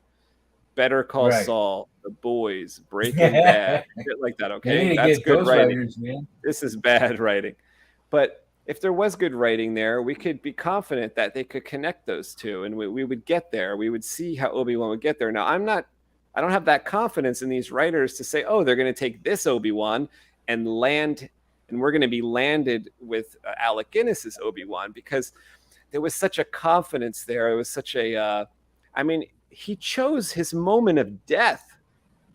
He was fighting Vader, bro. So in episode 3 of Obi-Wan Part 3, he's totally out of control when he's fighting Vader. Vader's in control. In the 9 years later, Obi-Wan is in control. He chooses his moment of death. He waits till Luke sees him, and he's like, now's my cue. And he holds a saber, and he gets cut in half. This is a totally different Obi-Wan. So now I know there's 9 years to get there. Will we be able to get there? Jared McDaniel says, what I want to know is why Obi is getting less face time than Reva. I thought it was called Kenobi. Yeah, I mean, that's a point. That's a good point. It is. Yeah, but I think what Harris said last week, that there's something to Reva there. So he might be right about Reva. But we don't know. I mean, it's for her to get that much playtime, showtime, and going at it. I mean, we know that she's hungry. We know that she's power hungry. We know that for sure. But we don't know what her motive is to become, the Grand. You know what I mean? The Grand Inquisitor. So, yeah, Isn't the that Grand the way Inquisitor. the Sith do? Yeah. Isn't that what So the Sith do? yeah, They have to like kill that's each what other the over it. Sith do. But what is the point for her to get there that quickly, right? Other than, okay, I want to be top dog, but she wants the fame and everything to go with it. But Well, there's that's very something to it. Anakin-like, isn't it? Like that's very Anakin-like when he says in episode 2, he says, I want more. He says, I know I shouldn't. And now on the bad guy's side, I guess they're encouraged to want more. If you're a Oh yeah, I mean, she's got more Inquisitor. motivation than anybody else in the Inquisitors. The Grand Inquisitor, I think, to me, was just a pussy all around, man. Because he was like, oh, this and oh, that, oh, like, oh, I mean, give me was a fucking word. break. You're the Why Grand didn't he Inquisitor. Go sense? after shit. Yeah, why didn't he sense though? He was about to get stabbed. That's what was kind of shocking to me. Like he had no clue Yeah. Reva was going to stab him. Really? And Very none of them strange. had a sense of danger when those speeders were coming in at the end of the 4th episode either, I guess. Do you guys think they're going to For bring the real, Inquisitor okay. back? I've heard I that. don't- I don't know if it's true. I don't think so. Like Because she's in Harris, Rebels, right? The Grand Inquisitor. yeah, like the thinking behind that. You Here, guys, here's the kind of point there. you guys and- hear what I said? yeah, Harris, I My heard you. sound's cutting out. I don't know if you heard me. We could hear you. We could hear you. Let me try a different headphone. Hold on. Let me try different. Now, what Harris just brought up is a good point. The fact that the fans know more than these writers do, and Harris is betting on the hopes of the fans know that Rebels took place after this and that the Grand Inquisitor is alive. The writers don't, okay? So when all these people are talking online about, oh, the Grand Inquisitor is not really dead because he's in Rebels. Only we know that because we like Star Wars. These people don't. Like, we have to start understanding that. These people don't like it, okay? Like, Harris, you love it and you're really into it. And I do love it. You know, But we all love it disagree. too. I These people disagree. don't love it. Like, they've actually said it. There's interviews. These people disagree. don't even know about that guy in Rebels. I So, disagree, guys. I disagree. like, the fact that there's a plan for that guy to come back, it can't happen because they don't care and they don't know. So there's no plan for that. I disagree. Well, disagreeing, there's no disagreement. Like, the fact that those people said it in interviews that they aren't bringing him back. So it's just like, because they don't believe, they don't watch Rebels, they don't care. They did say that. They did. Yeah. Okay, so let me reiterate on. Yeah, let me reiterate on that because Felicia So are said there multiple Grand Inquisitors then? I don't know. I don't know. That's what I was thinking first. Like, I was thinking, don't like, think so. whoever kind of rises to the top, or like maybe they look like that when they rise to the top. I don't know. As a Grand because Inquisitor. like Felicia I said, don't know. Because Reed Reed was trying to be a Grand Inquisitor. The Grand Inquisitor has that red tat on his forehead, right? Like a couple triangles, kind of right here. yeah. So the guy in Kenobi had that, and then the guy in Rebels had that. So is it the same guy, or am I missing something? It is the same guy because they stole that design from Rebels, but All it's right, not so the it's same definitely guy the that same they're guy. going to bring him back. Like, he's not going to come back alive because they don't have a person who's like in charge of continuity. I mean, that's to me. They don't that's care. a continuity issue, and if that's true, then they're doomed for destiny. They're a mess. They're 100% mess over there. Believe it. I just think with all the money that they got back in them, you'd get I good people know. that know what they're doing. You would think Rich so. is with you, Harris. What's that? But see, Rich said he agrees with you, and Felicia says, but then again, I'm not as invested as most of you. I haven't. She goes, I haven't seen or read everything, so I was okay with what I was given, and I think that for a lot that's a lot of people. They're not as invested, in the Star Wars world as much as I guess we are, but and they're okay with what they're given, but for I guess true fans and fans who really adore it, that you see a lot of the faults and a lot of things here and there, and you want different things to happen, but however, in the reality of in that business, for them to make money, they got to make the money, but they want to pay as little so that they can get as much more. So if it sacrifices writers, these certain writers that were doing well, they want more money and their contract ran out. Okay, we don't need to renew them. We'll get these new writers over here, give them a shot and see what happens. But we can pay them less and see what's going on. If the fans like it, they like it. If they don't, they don't. Okay. Oh well.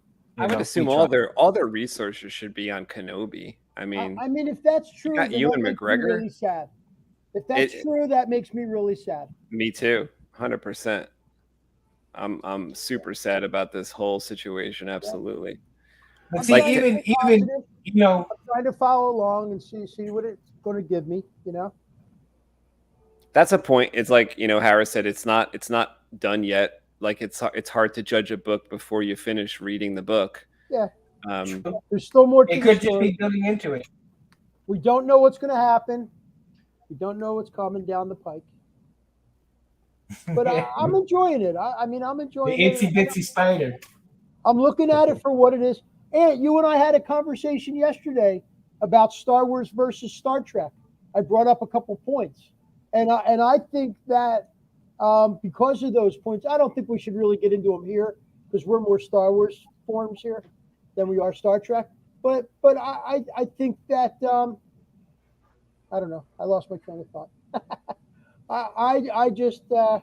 I think we had a conversation on Star Trek, and I'm trying to say that you know, Trek is one thing and Star Wars is another, and I'm trying to be thankful for the content that we're getting. I like it, and that's my story. Why is it? Do it. Why is it that you guys think a series like Mando was so amazing, and yet all these other ones are kind of falling short? I mean, I realize the core answer is writing, but what did they do different in like Mando versus Obi-Wan is like what I've been thinking about. I guess they like they played in an empty sandbox for the most part, which to me was like you have carte blanche to do what you like to do. When you're playing in a place like we are playing with Kenobi, you have to play within the rules. And I feel like they're breaking rules that were written in episode 4, A New Hope. True. That's the problem I have with it.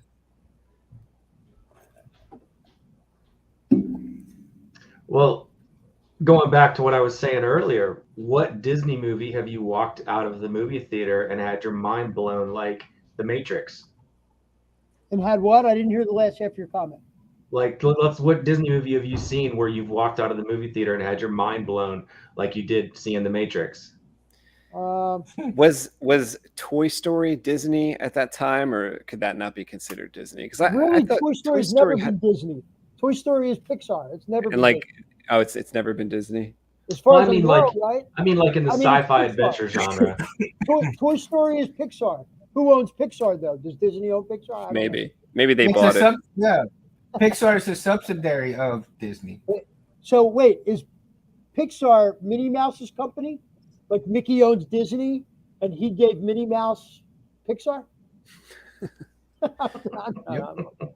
I'm just telling you. You guys know what I mean? Well, you know what I mean? Like, none of us can come up with a movie where we're like, wow, that Disney movie rocked my freaking year. Yeah. I mean, listen, when I was 4 years old, I loved Ben Bob and Broomsticks. I mean, they remade it 2 times already, and but I'm not 4 years old anymore. How come they didn't how come they didn't do like what the video game Elden Ring did?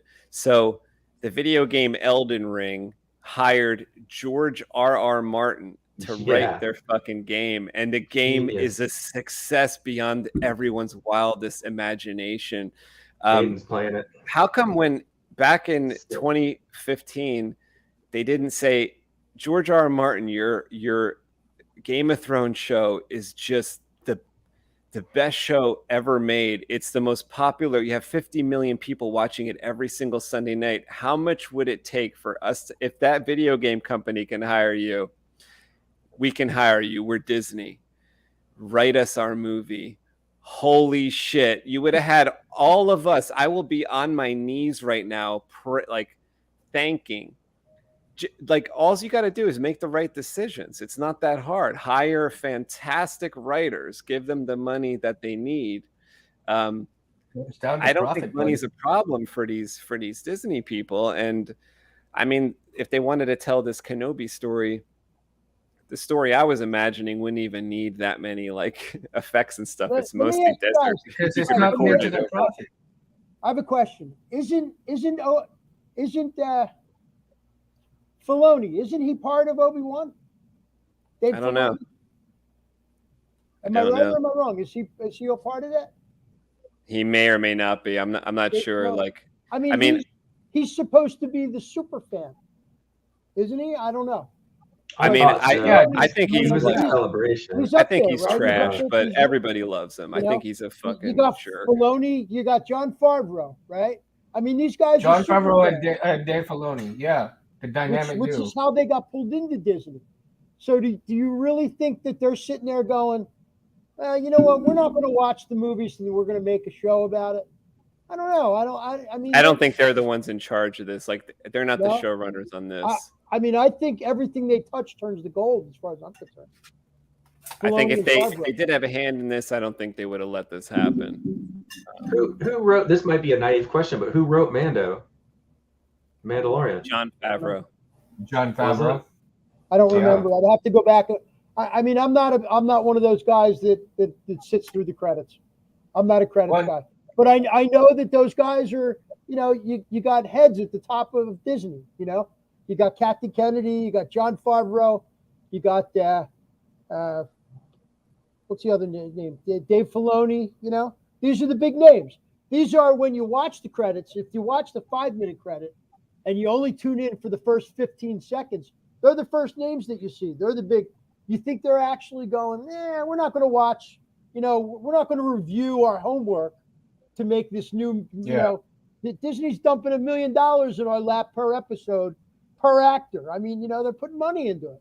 Those stormtroop costumes, they ain't cheap. All those weapons you said he's got, they ain't cheap.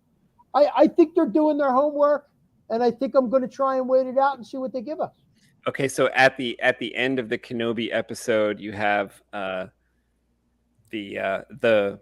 Imperial pilot friend, or the Imperial spy who is Kenobi's friend. I forget her name in the show, and she's being arrested by 2 fully armed stormtroopers. She takes 2 of her fingers and inserts them under the chin of the first stormtrooper, flips him over, and punches out the other stormtrooper without a weapon. I mean, this is just some of the worst stuff I've ever seen. I think, you know what? If you don't think it's believable? It's not. It's not. It's totally awful. And I don't want to try to convince people to not like it, but I only ask for someone like Harris to please, in 2 years, go back and rewatch this, and we're going to talk about it again. Because I think when the newness wears off, or the love of Kenobi himself, you will start to maybe see You like could the be very flaws right. here. You could be very right, bro. Because, you know, I think we're kind of, it's the only time, like, they would miss their chance if they didn't do this, because, you know, Ewan McGregor's going to age out, Hayden Christensen's going to age out, and it's going to be lost. So they want to try to do this now. I only wish that they had all the other pieces in place. You know, they have these pieces in place, these actors, original actors. It's fantastic. But to get the other pieces in place would be even better, you know, to get like a clever storyline in that, instead of me complaining, I should be drooling, because I'm just blown away. And I'm just not at all blown away. You know, episode 3 impressed me a little bit because I was happy to see Vader and stuff. But then when I rethought about it, and I thought that the setting could have been better, and this scenario could have been better, rather than just on a dirt planet, which is kind of where they spend a lot of their time, on a dirt and sandy places. And I just think, you know, in a galaxy wide space, there's a interesting setting that they could have been fighting in. Felicia says Beauty and the Beast. And the last episode on Mando was fill a void that this is from Bobby. Says the last episode on Mando was filled a void that I've had for too many years to count. And then Luke to the rescue, no question, epic, awesome. Jim says Queen Kathleen is in charge of everything. Jim, Jared McDaniels, Lynch Kennedy, single most worst thing to happen to Star Wars. Yeah, agreed. I mean, it might be her. I honestly don't know. I think if you remove Kathleen Kennedy, it's still problematic, because she brought a lot of people in that she had a hand in hiring a lot of these weirdos.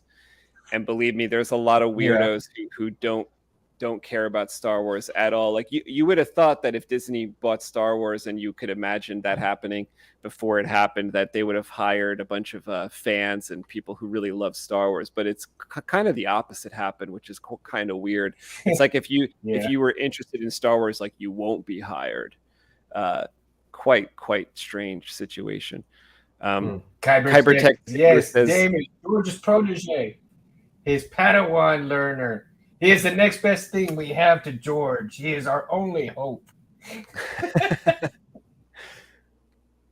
Did he write that, or did you just say that, Mundo? No, that's what Kyber Tech. Oh, I see it right here. Okay, I see it here. I see. Okay. I thought I'm you reading. made that up. I'm trying to read some of the stuff because we've been talking quite a bit, so I want to get people in and let the audience know what people are saying down in the chat and stuff too. So everybody gets a little bit of say in the show and stuff. And of course he goes. Kyber Tech again says.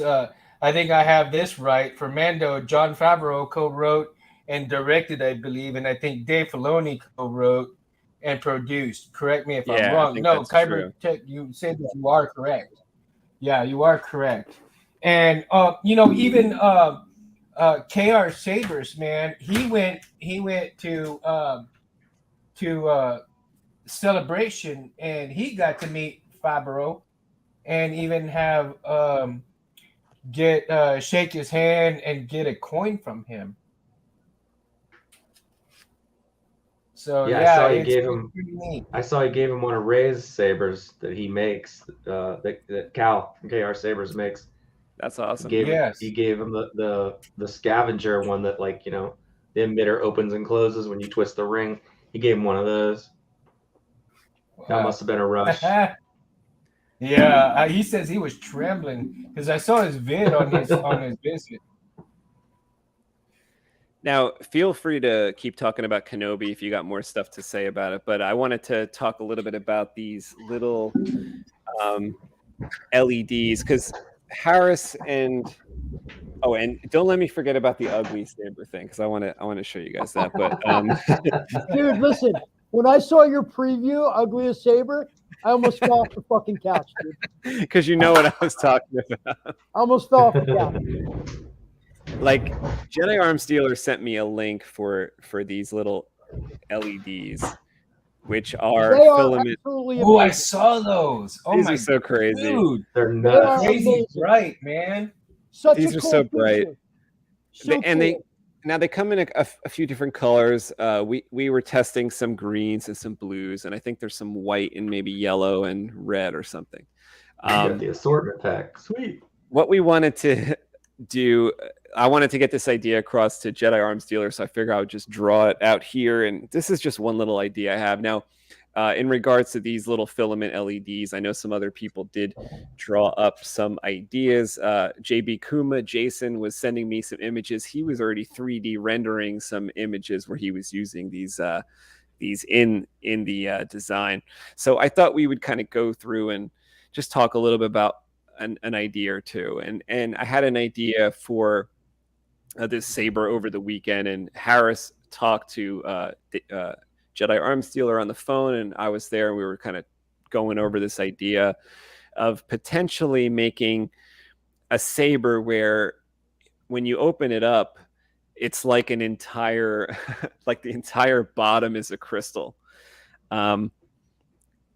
Maybe the battery is kind of hidden, like maybe the battery's up here, something like that. And we were maybe talking about doing this in a KR flagship hilt, but I kind of just drew like a Graflex here just because I know that everybody knows what a Graflex looks like. So we have our Pogo connection system for our NeoPixel up in the emitter.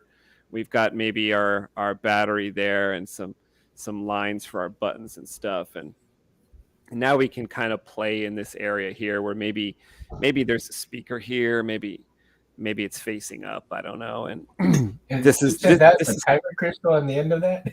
Yeah. So like this entire bottom here would be like an acrylic cut crystal looking thing. So Can this I- whole can thing I- here. I have a You know. question, Ed. I have a question. I'm unsure. So we're talking about that is if you unscrew it and you see the crystal inside, it's just Right. big. It's Yeah. not like we're not looking at the crystal like it's a rancor tooth on the bottom palm. Correct. Ooh, what if it was a crystal within the crystal? So there would be a bottom to this. So this would have a bottom, Yeah, it goes up. Okay. and you would Oh, take okay. that off, and then this would be kind of the chassis inside there. Almost like when Rey and Kylo in episode 8 were, I guess, fighting over the saber, and then it broke, and you Yeah. could see this like giant crystal in there. So I was thinking, A crystal using- chassis. Huh. That's a great concept.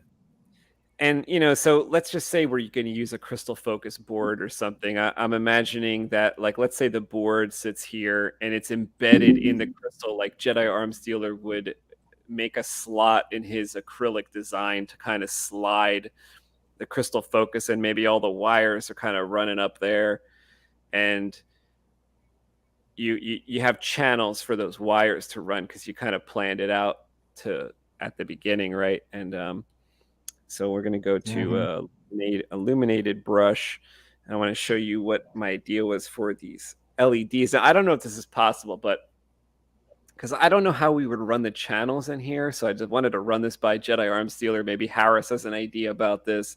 So you have this crystal, which is made of acrylic or something, and now Jedi Arms Dealer has already made a saber, which is all crystal. It's called the Illumos. It's an entire crystal that's actually a lightsaber. So that's how I know that he could do this.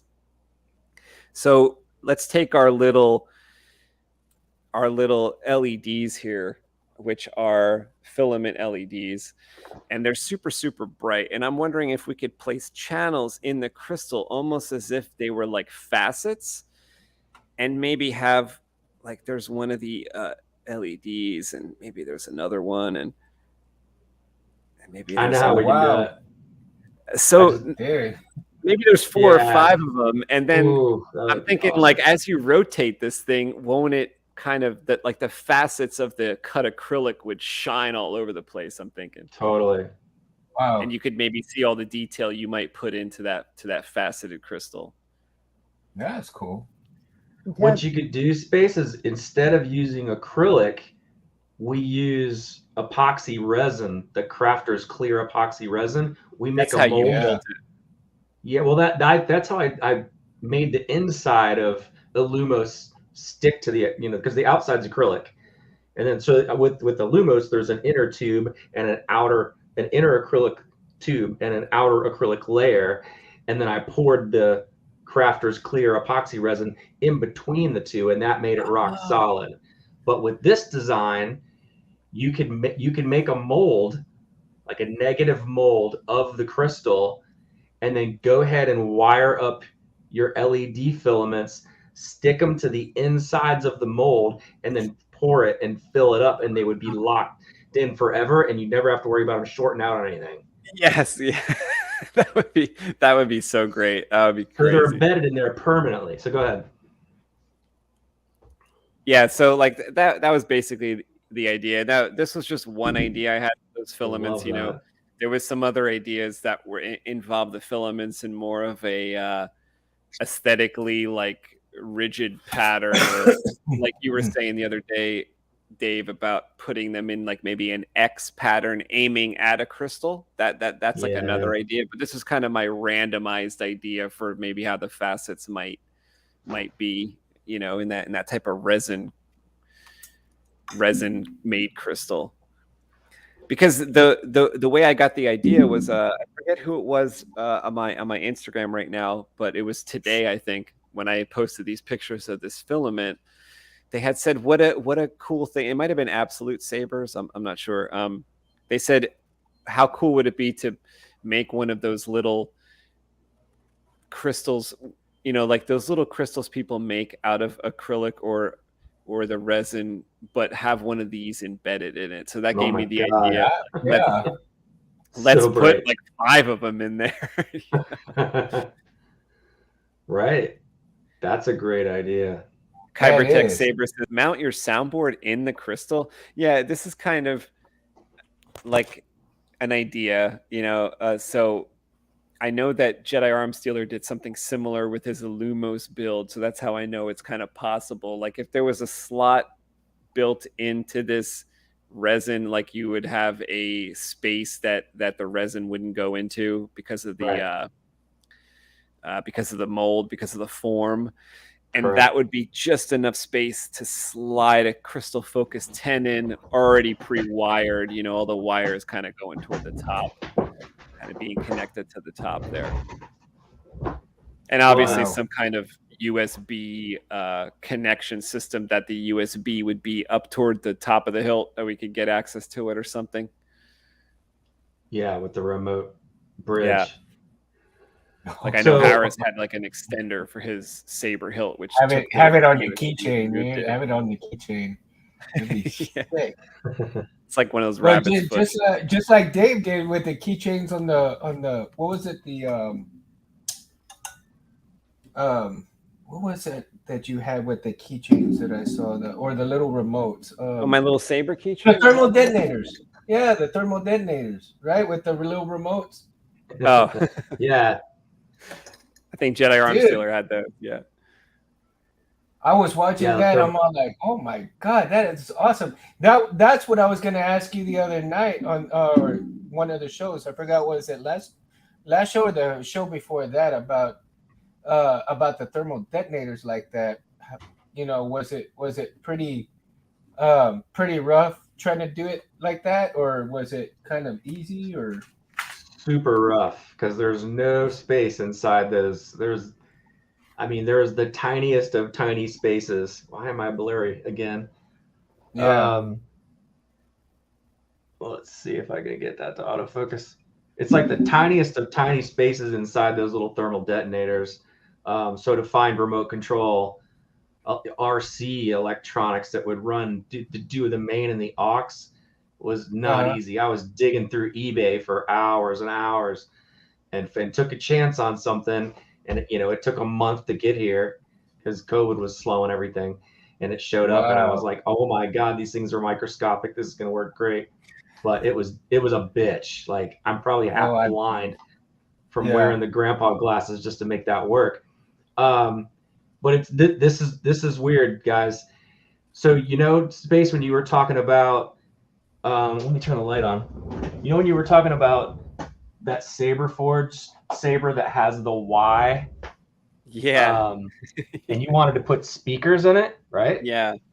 Okay, so on eBay, a guy listed a Row Starkiller. Row, right? Row. Yep. Your Row sabers. And so I don't know if the guy didn't know what he had, or he was like, "Well, it's broken, so I'm gonna let it go for cheap," but I got it just over 200 type of thing. I think these hilts empty were like $700-800. So it showed up. It had a destroyed recharge port. The speaker was blown, and I pulled it all apart, and it had a nano biscotti on the inside, and was pretty much installed except for the blown speaker and the recharge port. But what I did not know about these hilts, and I always wanted to see one just because I love how he has two buttons on this, even though it's a nano biscotti, right?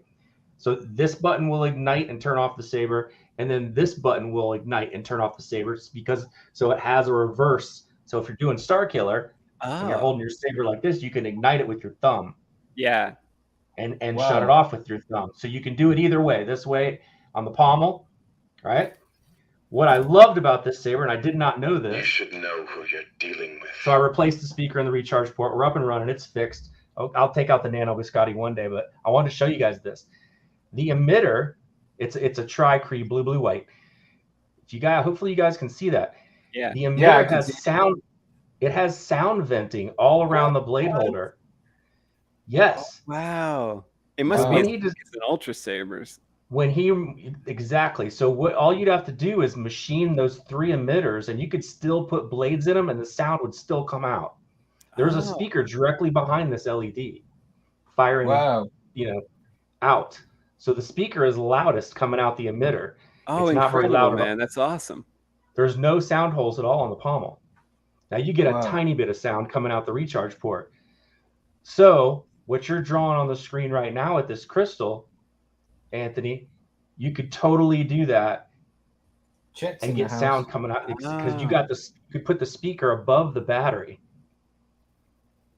and do this blade holder. Somehow we'll figure out a way to machine it.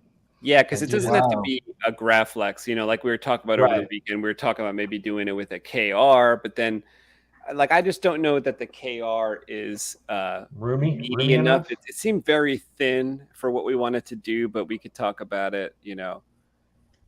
Rich Sangillo is here. What's going on, buddy? He says Golden Harvest is your best bet for this space.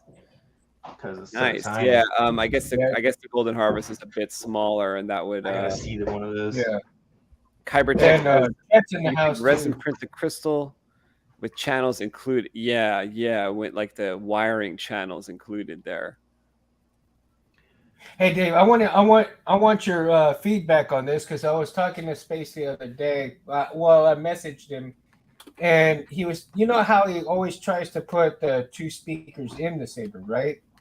So I was thinking about what about cell phone speakers a little bit closer towards the emitter. They're very small, but at the same time, they're if you put them far back enough, that they can be like on the inside of the hilt, but you still can't see it, but you can still hear it from the front. But you still have the regular, sound from the back as well. So you got the speaker back here, and you got the speaker, like the real small speaker up front, so to speak. I would love to do that in the faux recharge port area of a Graflex. I think that would work. That's a good idea, Mando. I never thought about using because the new iPhone Maxes are insane. Great. I don't know how they're doing that. I don't know either. That's so crazy. That's what I was thinking, that how Space could incorporate the two speakers that may actually work well together. Rich Sangillo says if the center of the crystal's hollow, you can create a capsule chassis that slips in.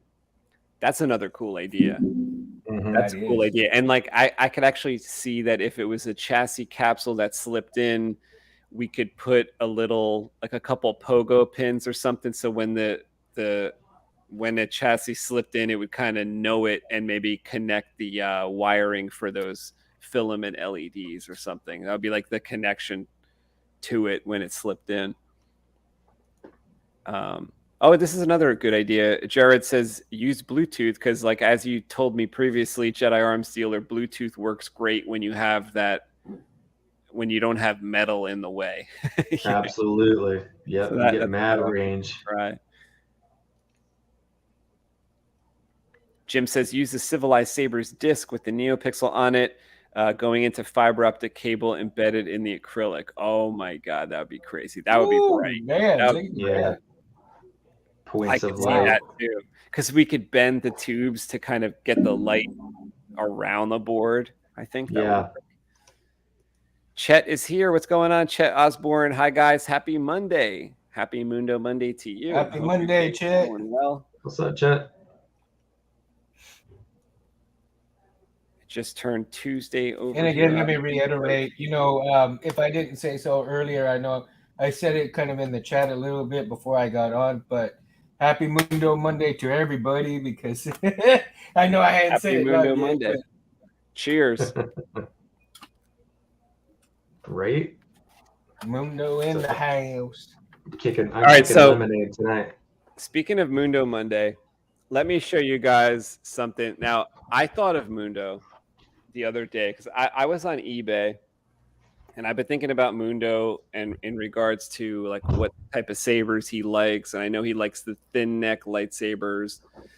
And, I'm going to build him a saber, maybe two at some point, maybe this year, maybe next year. And, been thinking about like what to do for his sabers, probably going to do something custom. Then I came across this saber on eBay and it's just a hilt, and I thought I could put electronics into that. I can maybe pop a TriStar blade into that. Maybe that would work for Mundo. It's got a thin neck. And Harris is probably going to laugh at this one because he saw this, but So then, and my first idea was that I that's my favorite kind of hilt, because they were showing on eBay it was a Qui-Gon hilt. But the thing was, it wasn't all Qui-Gon. It's like a mashup. So I think I saw this one. it's a Qui-Gon. Okay, so let me make my screen bigger here. Let's go over here. Okay, so I got this. This was what. It's making a weird sound. I saw this on eBay, and I love Qui-Gon. So I was like, okay, great. This is a Qui-Gon body, and this is pretty cool. It looked like it had a shroud on it and stuff. Now the emitter, the emitter is an Obi Wan emitter. So check this out. Oh, that's too funny. This is an Obi Wan emitter, and it's a Qui-Gon body. Okay, and it looks decent enough on this side, right? It actually doesn't look that bad. And this is one of the pictures I was looking at on eBay. I was like, maybe that's kind of cool. I'll be right back. It kind of gets here in the mail, and me and Harris are looking at this closer. And I'm thinking, I don't know, man. I was like, is that ugly? And Harris is saying, I think it might be ugly. I think it actually might be an ugly saber. And then we're looking at the emitter, and it's one of these pain in the ass emitters that you have to make like a special blade for. With the blade, I don't know if you could tell, like the blade will like go around a recessed blade system on it. Yeah, and I mean that like Harris had said when he was here, that the Obi-Wan part looks really nice. Like the Obi-Wan part looks good. Yeah. So can I tell you what I thought? Can I say what I thought? Yeah. So I was at Anthony's over the weekend, and he gives me a bag, and he says to me, when you get a chance, open this up, see what you think. And basically what my buddy Anthony handed me was Ugly Girl magazine. And I opened it up right to the fucking centerfold of Ugly Girl magazine. So let me say this, it's a great saber. It's so okay. You guys have all fucked with TCSS stuff, right? We've all played with TCSS, and TCSS is my go-to. There are just some parts of TCSS that don't go together. That when you try, I agree. They just don't blend. And I'm holding this piece in my hand that Ann asked me to open up, and I put it together real quick, and I'm looking at it, and I'm like, it looks like I had 3 pieces laying around in my shit drawer, and I put them together, and I can't let Anthony not Facebook, sir. Yeah, I can't let Anthony shop by himself on eBay. He just buys everything as soon as he sees the lights in the middle. He said, buy. I want it. So they're both two very cool parts individually. I just don't think they go together. Yeah, like it was a nice thought. I thought of Mundo. I said he likes thin neck. Let me try this. If it looks cool, we'll make it for Mundo.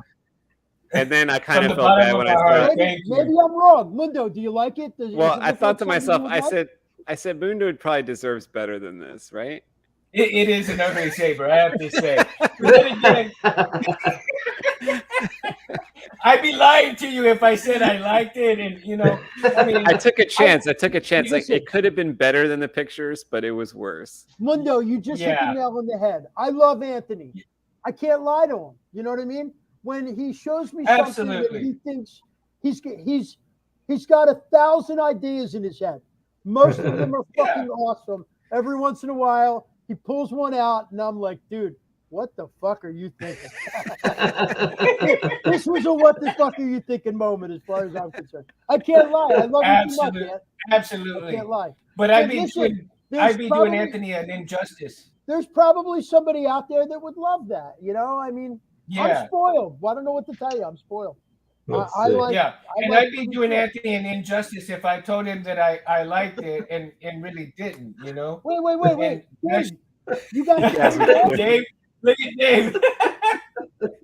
Is that He's the got same- bad you taste, bought too. the same one that he I got some crazy bad taste too. I bought this years ago. I named it Qui-Wan Thin. My That's mind's Kai-Wan blown, Was his dude. name. My mind's JAD, blown is already. this, is this a starfall? Because the eBay link said this was a starfall, and I'm like, that's not a starfall saber. I never saw that on his Instagram. He must not be proud of it.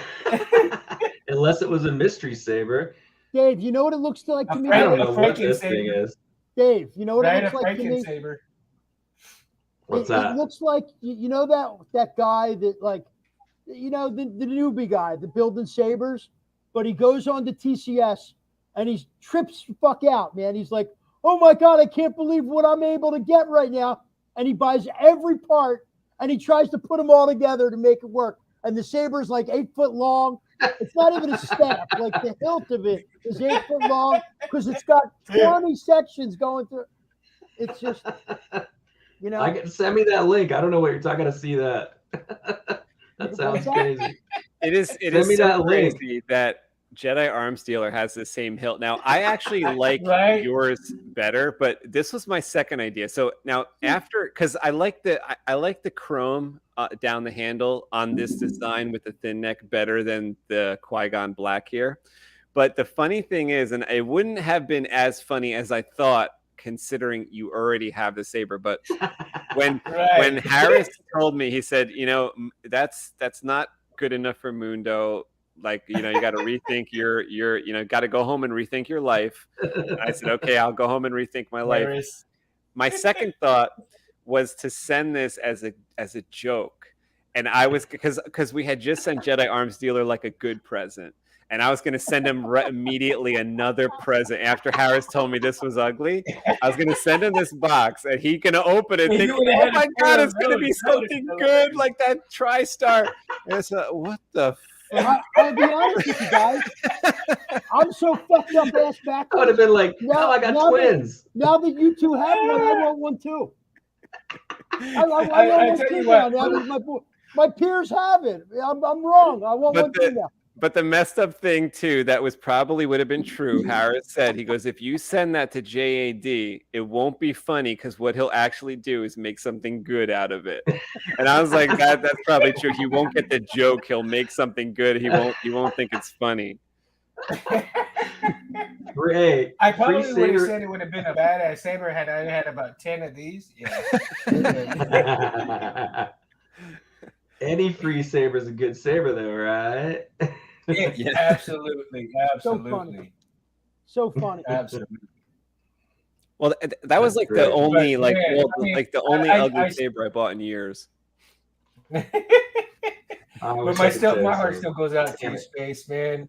No matter what, you're awesome, dude. You're awesome, man. Harris, you're awesome. I mean, all you guys are awesome, dude. I'll keep thinking of designs for you, Mundo. We'll get All you something that guys looks too, cool. man. I mean, we love you, Mundo. it's a blessing just enough to be on here with you guys talking, you know, what we love to do, what we like in the world. Here. That's that's stay- exactly how I feel. You know, Obi Wan Jin. I kind of like it. Qui-Wan Thin. That's what I named this Franken. why wouldn't be? Yeah, it's got the deep scallops. I was like, wow, somebody stripped all the stuff off of it. So I think But it's an 89. We opened this up, and it seemed like you know, like a saber forge when you open it up and there's just no room inside. You're like, how does anyone deal with this? And that's kind of how this one was. It's like it doesn't look like there's a whole lot of room in there. Yeah, it's very shitty in there. Well, actually, from the bottom here, it doesn't look so bad. But we were looking at the top. We're like, this doesn't look like there's a whole lot of space in this saber. But Man, did you and Dave both get it from the same person? that's what Nah. That's why I was kind of asking No. him. Did he So think that's it was a just a starfall coincidence that because you guys the both- seller it's a said it was coincidence. starfall? It's a total coincidence that you guys both bought the same ugly saber. I guess. It's very weird. Well, not so coincidental because we're both very alike in the fact that we love sabers. So the fact that we picked up an ugly one along the way, I guess isn't so weird.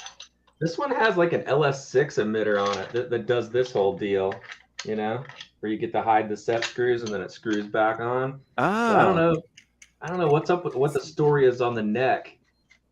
I don't know. It could be Korbanth.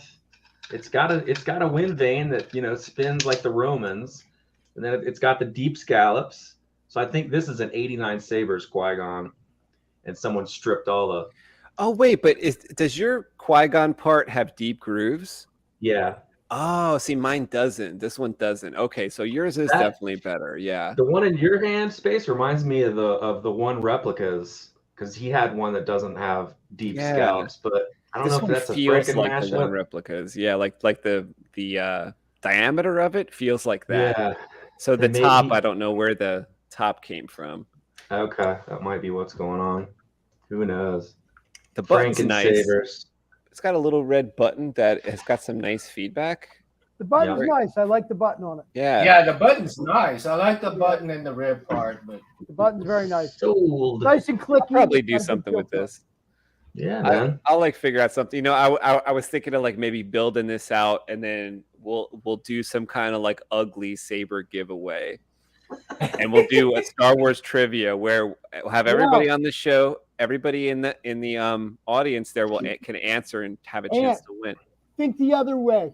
Go back to FX Saber, and we're going to have an ugliest saber contest 2023. Who can make the ugliest motherfucking saber? Ugliest working saber. And we'll give it away. Working. I was going to say, I got a few concepts that I could show you guys, and you probably say, ooh, that's fucked up.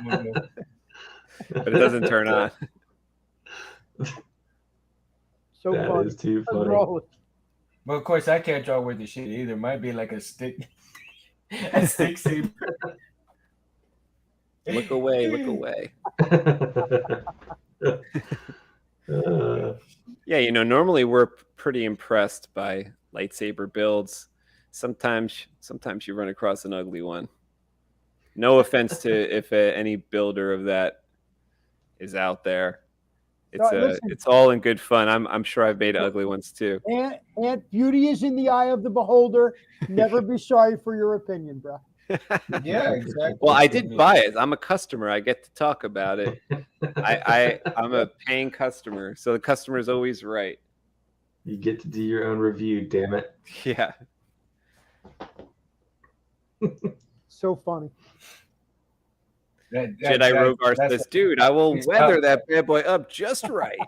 I'll send it to weathering you. Won't help. Listen, weathering won't help. Beat the crap out of it and sand the scallops. Who knows what'll happen? Bobby says, raffle it for charity. That's a good idea too. Maybe try to build it out to like look pretty, even though like I originally thought it wasn't pretty, and then raffle it off for charity. Ugly sabers need love too. I think that show would like get a lot of people watching. Like if we had a show just called like Ugly Saber Chill Stream or something, like maybe or like like win the ugliest saber live stream. So we'll get like a bunch of people in here. How many entries would you get in for that, Space? Oh my god! Weathering that saber would be like throwing a $10,000 paint job on a 1972 Ford Pinto. Oh my god! You see where I'm coming from? Weathering brings out the beauty, but that thing is a 72 Pinto, man. Don't hit it from the rear end; it'll explode on you. It was that vintage. Listen, Kybertech charity is what he was thinking. Can't go wrong with that. Listen, I'm sure there's somebody out there that would appreciate it. Maybe I'm a saber snob. Am I a saber snob? Is that what it is? Am I a saber snob? If you are, you have earned it. Okay, Jared. Monday, buddy. Drink up. Thank you. Drink up, man. Yeah, we're gonna start doing a new drinking game every single Monday night. When someone says Mundo Monday, we should all play. And when someone says an ongoing game, I'm already ahead of the game, guys. Quicker. I don't have a drink with me tonight. I would have to be quicker with my butt.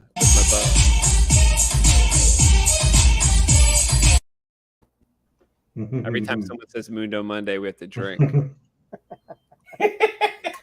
I'll drink to that. Oh, before I forget, something else that was funny. I'm ADDing out. When I cracked open the Row lightsaber, it had a Sorok Sabers 3D printed chassis on the inside. Really? Oh, Yeah, that was wow. a miss. Rob. I was like, I didn't even know Rob made a chassis for this. I'm gonna have to hit him up and be like, I ended up with one of your chassis in here. Wow. I didn't know RO lightsabers like used a chassis from someone else in their sabers. Well, I think they sold these empty. He did Oh. This is 003. I don't know how many he made of these. So I know Rob has done, chassis for low run sabers, and this must have been one of them. I had no idea. Unless yeah, it was like just an about interior 10 years ID ago thing. or so, I got an RO that was empty. Yeah, so that was a one of those leather wrap sabers with the weathering all over it. Coda lightsaber from the Blind Yeah. Jedi from the Force Unleashed. That was I really like cool. those. Yeah. That's a really nice saber. Actually, You got rid of it? well, I built it up as a CFLS. It was back in those days. It was like 2012. I built it up as a CFLS and sold it. And my friend, the customer, emailed me about a year ago, said that he, I always get scared when I see the customer emailing from a few years back because I'm thinking, oh, it's something happened. But he said, I'm just emailing to tell you every time my cousins come over, I take out the saber and they're blown away. The family members are blown away every time they see how bright it is and stuff like that. So I take it out. He goes, just want you to tell you, we took it out at Christmas time. It was crazy. So I always get so happy when I see those emails, I get scared right at first thinking like, oh no, something's broken. I have to fix. And then it's always like, it's literally, I should knock on wood. It's always like, oh, this works. Like, it's been in the closet for 2 years. I took it out. I showed it to somebody. It worked great. And that always makes me so happy. I'm like, oh, thank God it's still Such working. a great feeling. Yeah, it's such a great feeling when that, when something like that is told to you after so many years and you still hear that it's badass. It's like something I made. I don't think that feeling will ever go away, Because it's like hard to imagine when you're making something, like it's hard to imagine 10 years later. Because like I'm kind of making this like, oh, I'm trying to get this to him by Halloween, so he has this for Halloween. It's like you're not thinking 10 years later, So it is nice to hear like, oh, 10 years later, it's held up. That's me. That's how I am. I'm thinking like because the stuff that I like to do and what you're going to build for me, this is long-term shit for me. Like these are my play toys, but I'm on them forever and ever. Amen. It's actually going to be like an heirloom, like a family heirloom for you. Yeah. So I mean, in that sense, yeah, like in that sense, I have thought about that where like somebody has like, or I'm making a design for somebody and I do kind of think like, I hope they keep this forever, but it is hard to imagine 10 years down the road, at the same time. Were they removable batteries? No.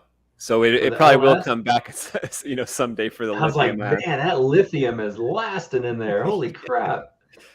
Yeah, but especially because the technology changes so much, man.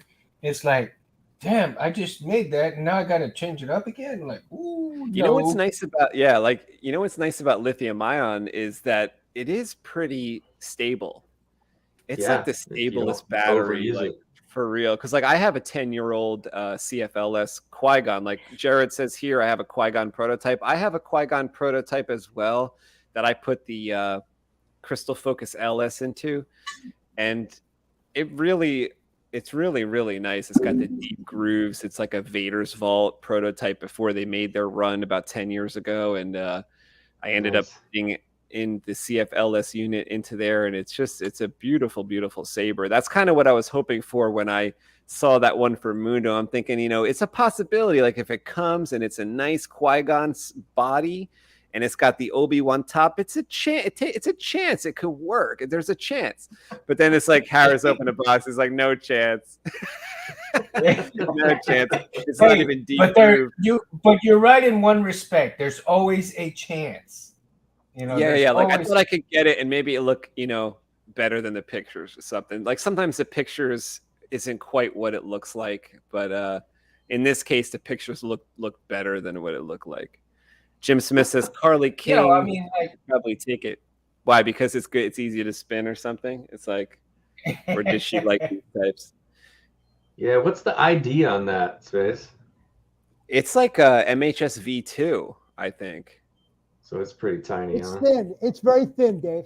It's also Yeah. it also feels like the body of the KR, doesn't it, Harris? The kit that we were looking at, the KR Yeah. flagship. It looks It's like a the body thin of the KR. body. It's very solid in the fact that the shroud is actually cut into it. The shroud is not a separate piece. Oh wow. And Yeah. I thought it was going to be like a totally I don't know. Yeah, I don't know. I thought it was going to be like have the Qui-Gon shroud be able to slide off and stuff like that as well, because that's how my Vader's Vault Qui-Gon is. You know, it has a separate shroud. It's got the deep grooves, and I thought, oh, you know, if it has an Obi Wan top, maybe it's not so bad. You know, when I was researching some hilts before I really got into, you know, the custom saber shop, I was looking into Saber Forge, right? And this is way before. This was right after I just saw one of Ant's, you know, vids. And so I was like, okay. So I started looking into some of their whatever you call it, the ASP parts or whatever you call it from Saber Forge, where you can mix and match parts, right? And so I saw the body with the emblem of the Jedi, and then I was thinking, okay, the Venom, you know, shroud and emitter, and then the pommel was, I think, what was it? I forgot the name of it. Gosh, but they don't have that pommel anymore. It was kind of oval shaped with the holes in it. Kind of looked like a little spaceship at the end of it, but. Anyhow, I took a picture of it and everything and looked at it and like, okay, you know, I can get away with paying, you know, this empty and build it up and all that. And then I heard, you know, everybody bashing, like, I think it was, who was it that was bashing Saber Forge before you guys? It was, there was somebody before me. Yeah, he's doing paintball right now. But Imagine that. He was actually doing all kinds of lightsaber reviews, and I think he's based out of Holland or one of those. I forgot the name. Damn. I think I know who you're talking about. And, he's not doing it anymore, right? Yeah, he's doing paintball now. He's doing paintball. He got out of saber review. Sidious Sabers? Is that who you talking about, Mundo? Who? Sidious Sabers? He wants to take him out by the. Okay. I'll have to text you. Rebel Chumps. There you go. Kyber Tech. Oh yeah. Kyber Tech. Rebel Chumps. Yeah. Yep. I used to watch him all the time, and so he went off on big time of Saber Forge and others, and I'm all like, wow. I mean, this guy went and did his fucking research on these companies. and then when I heard you guys talking about them, I'm all like, wow, and I was actually gonna buy from these guys like that. Like, wow.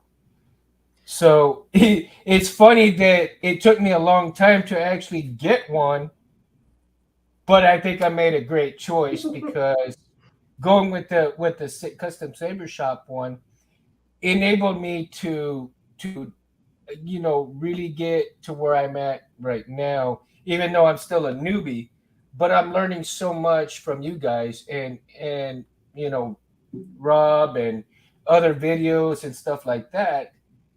It really is more heartfelt, you know. It's more closer to the soul to have it like this, knowing that I buy from a company that is trustworthy, that takes care of its people, that does this, that does that, than considering buying from a company that really don't care about its customers, but would just want to put shit out, whatever they want to do. They'll put out, and not care about the customer themselves, you know? And then so at the same time, it's like, you know, they got some cool shit, but do you really want to deal with that? I mean, I think too, if you want a Saber Forge or an Ultra Sabers, what you could do is this is what I did unknowingly at the time was buy them on eBay. Like sort of, I would buy them secondhand, you know. And I think that that's the way to do it. Like thinking back all these years later is like, so as not to support the company so much, you could get a used one and support, like kind of support just somebody that's just trying to get rid of that Saber. That way you don't actually give money to Saber Forge for a new one because because you know, if you've seen those like Facebook pages where they have all the messages from Phil Isherwood to all the to the customers he was speaking with, they are just, I mean, they're quite funny, but in a sick way. They're like funny, like Homelander's funny from The Boys. You know, it's just horrific shit, terrorizing shit. I mean, you shouldn't. The way he talks to customers is the worst. Yeah, I have a Saber. I have a Saber Forge Bane. Those are quite nice. Yeah, they're cool. But I bought it empty off of somebody off of eBay. I was like, nope, I'm not sending my money there. Those actually aren't too bad to install either. Like, whereas most Saber Forges are a nightmare to install. Like, you look at the outside of the hilt, you're like, oh, this will be great. There's a lot of room in there. This hilt is kind of big. And then you like open it up and you realize like, wait, the aluminum is a 1/2 inch thick. I only have an 1/8 of an inch tube in the center of this fucker. So it's those Saber Forges. And see what got me with the Saber Forge body was the Jedi emblem. I like the way it looked, you know. And then the Venom, I think it's the Venom emitter with looks like the shark gills on it. Whoa. Jared says, I have an Icon's gold-plated Graflex hilt.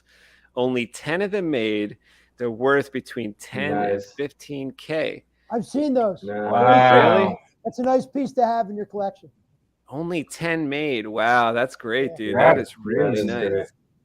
Do you have to like polish that? Like, is it? No, I guess gold doesn't tarnish. You just sits on the shelf. I guess it could just sit there and look pretty. I don't something like that. I don't know if I'd play with it a lot. I'd use some of those white gloves Dave uses. You have your white gloves, Dave? Well, Harris, I think if you had it, you would put a silver MB chassis in it, is how I see you dealing with that. It would be the heaviest saber in the world. It would be like, it'd be probably 21 pounds, that saber. Imagine a gold Graflex with a silver chassis. Be worth a lot of money. A lot of moolah. Yeah, Saber Forge has some sweet designs for sure. And like when I get the emails, it's very enticing. I'm like, oh, those sabers actually look good, but I just know it's like you know that, you know, very enticing. Yeah, like you know the phrase ignorance is bliss. That's like one of the that's Saber Forge's motto.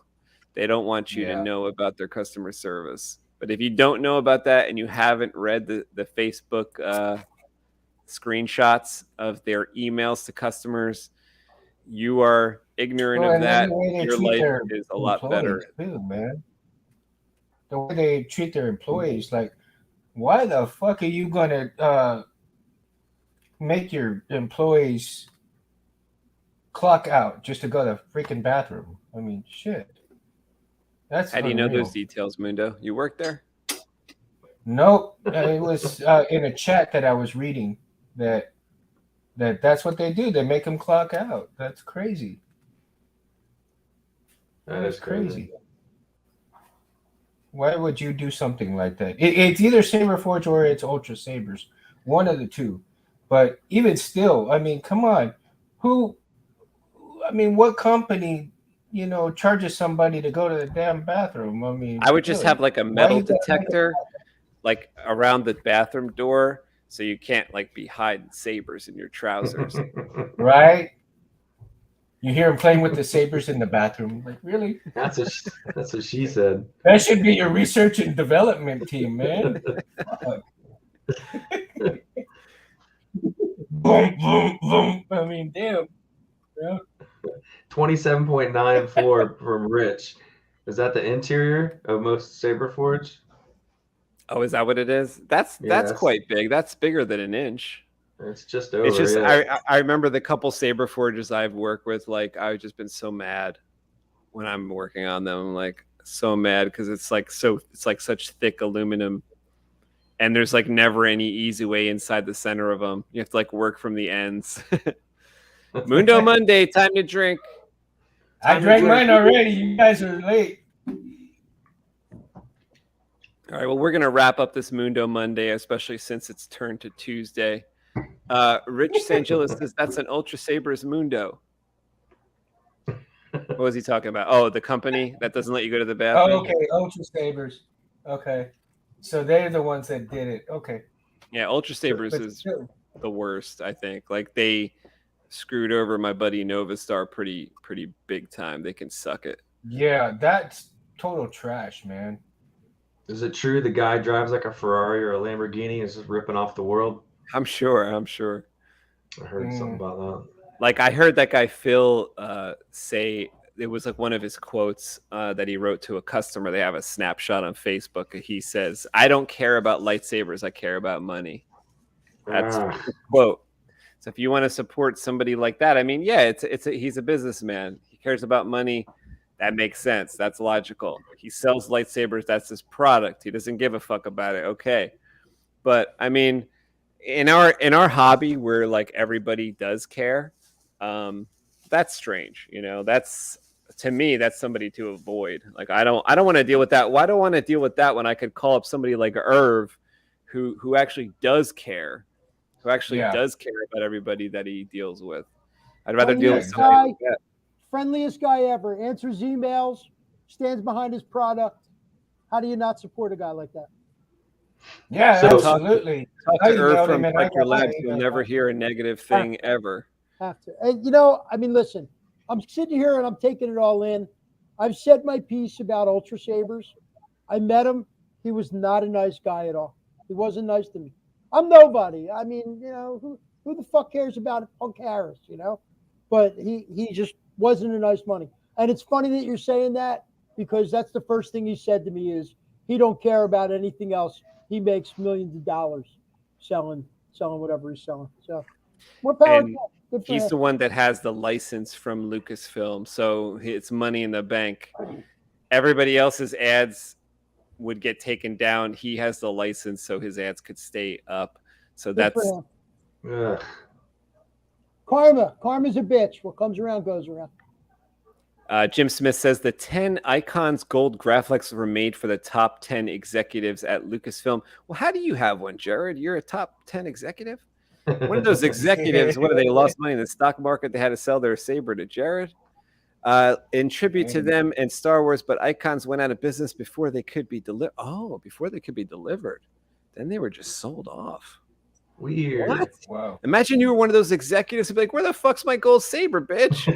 You busted my ass." What truck is that on? I'm gonna go get that. Wow, Jim, that's a crazy story, man. I wonder how. I'm sure Jared has a story about how that saber ended up in his hands. Maybe eBay or something. Right. But wow, to have 10 lightsabers made out of gold and then them not be delivered to their intended owners. I'm sure if they were delivered to their intended owners, probably 8 out of 10 would never be seen again. They'd be, in someone's safe, and maybe 2 would be in circulation. But to have 10 in circulation, that's pretty wild. That is pretty wild indeed. If I was George Lucas, I would make sure I had one of those 10. Right. Have to have one in my collection, Yeah. Yeah, Icons was one of the first replica companies out there, other than like old school parks, right? Wow. I wonder what it'd be like to have a platinum one. Guys, let me ask you a question. If memory serves me, Icons became master replicas, or master replicas became Icon? I think I don't know about that one. No, I mean, why do I remember Liable Lightsabers? When he got shut down, I'm going back 20 years. He got shut down by Lucasfilms. Liable did. Then they pulled him into design, from what I remember hearing. They pulled him into design for, it was either Icons or Master Replicas. No? Am I wrong? You might be right. I'm sure Jim knows. Jim seems to be the historian here on this stuff. He might chime in. I love Jim's history on stuff, man. He's got the knowledge base on all this stuff. He says that they were 18 karat I don't gold, remember. and they were plated back in 1996. That's the year I graduated high school. Cheers. Yeah, I was 29 years old. Mundo I was Monday. 29 years old, and I lived on the beach in Los Angeles. I never even had a lightsaber at that point. 96. I graduated in 94. I got my first lightsaber, I'm going to say real lightsaber, not a toy. Because, Ant, do you still have the video of my first lightsaber? You used to Probably. show it? The blow up, the inflatable one? Oh, yeah, let me show that one. And then I'd fight a little bit. Oh, you had that one? Which are your Star Wars lightsabers? Or join me? Go! I got it! Me too! Zap, zap, zap! That was That Harris. was my first lightsaber. That was Harris. That's the inflatable ones, right? Yeah, it's inflatable. It was Which yellow. are your Star Wars lightsabers? Or join me? Go! I got it! Me too! Zap, zap, zap! So I was you the know what black it kid. was? Do you guys know what it was? It was a fucking pool float. You buy It was one a of those pool pool noodle. floats and you turn purple because you get lightheaded. And me, the fucking blade would always droop. It would go. It's working! It's working! They got medication for that now. But, and then I'd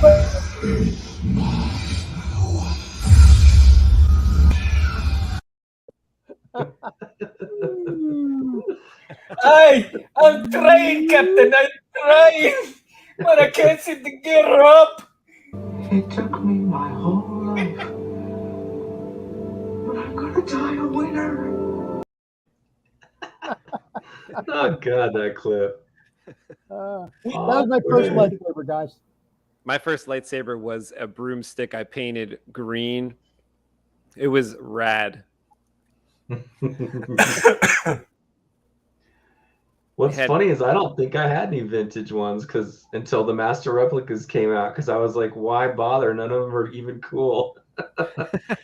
My very Serious, like, I first just is never- Yeah, like all the ones at the toy store, they were like not good. Oof. I was like, it's my plastic. very first No. one was the Master Replicas Vader that I showed you guys. Does anybody know what year that came out? The inflatable one? That must have been 83. That must have been Return to the Jedi era. Oh, that was before 83 because Really? I was a little kid. 83, I graduated high school in 83. I was 18. So, and I got that. I was about 4 or 5 years old. I'm going to say that's early 70s. Do any of you guys have the vintage plastic ones? Like, well, I'm talking 70s, 80s. Any of you guys have No. hilt? Lightsaber Me either. Viagra, man. Pop a pill. You know, I didn't really like Star Wars. I didn't really watch Star Wars until I was like 16. So it was like 94 when I watched Star Wars for the first time, really. Like I thought it was a Muppet movie. I would see my friends watching. I thought it was Muppets. So I didn't watch. But then I see Yoda. yeah, like I just saw the bad parts. I guess I saw like Yoda, I saw Ewoks or something, and I was like, oh, it's a Muppet movie, like a Jim Henson movie. And I wasn't into that. So, but then when I turned 16, I went and rode my bike down to the Blockbuster and I got the tapes and I went back home and I was like, holy shit, I was wrong. I was wrong. Yeah. Hey, motherfucker, I auditioned for Yoda. They said I was too green. Fuck you, Lucas. I still have yet to see a Muppet Star Wars episode. What do you mean a Muppet episode? That'd be great. A Muppet Star Wars episode. I don't think it's ever going to happen. That'd be great. The whole thing's Muppets. Yes, they've never. I like the robot. To my chicken knowledge, stuff. they have never done one. That's kind of like Muppets. Kermit, use I think, would be a 12-inch badass. figures. Hey, There you motherfucker, you think it's easy being green?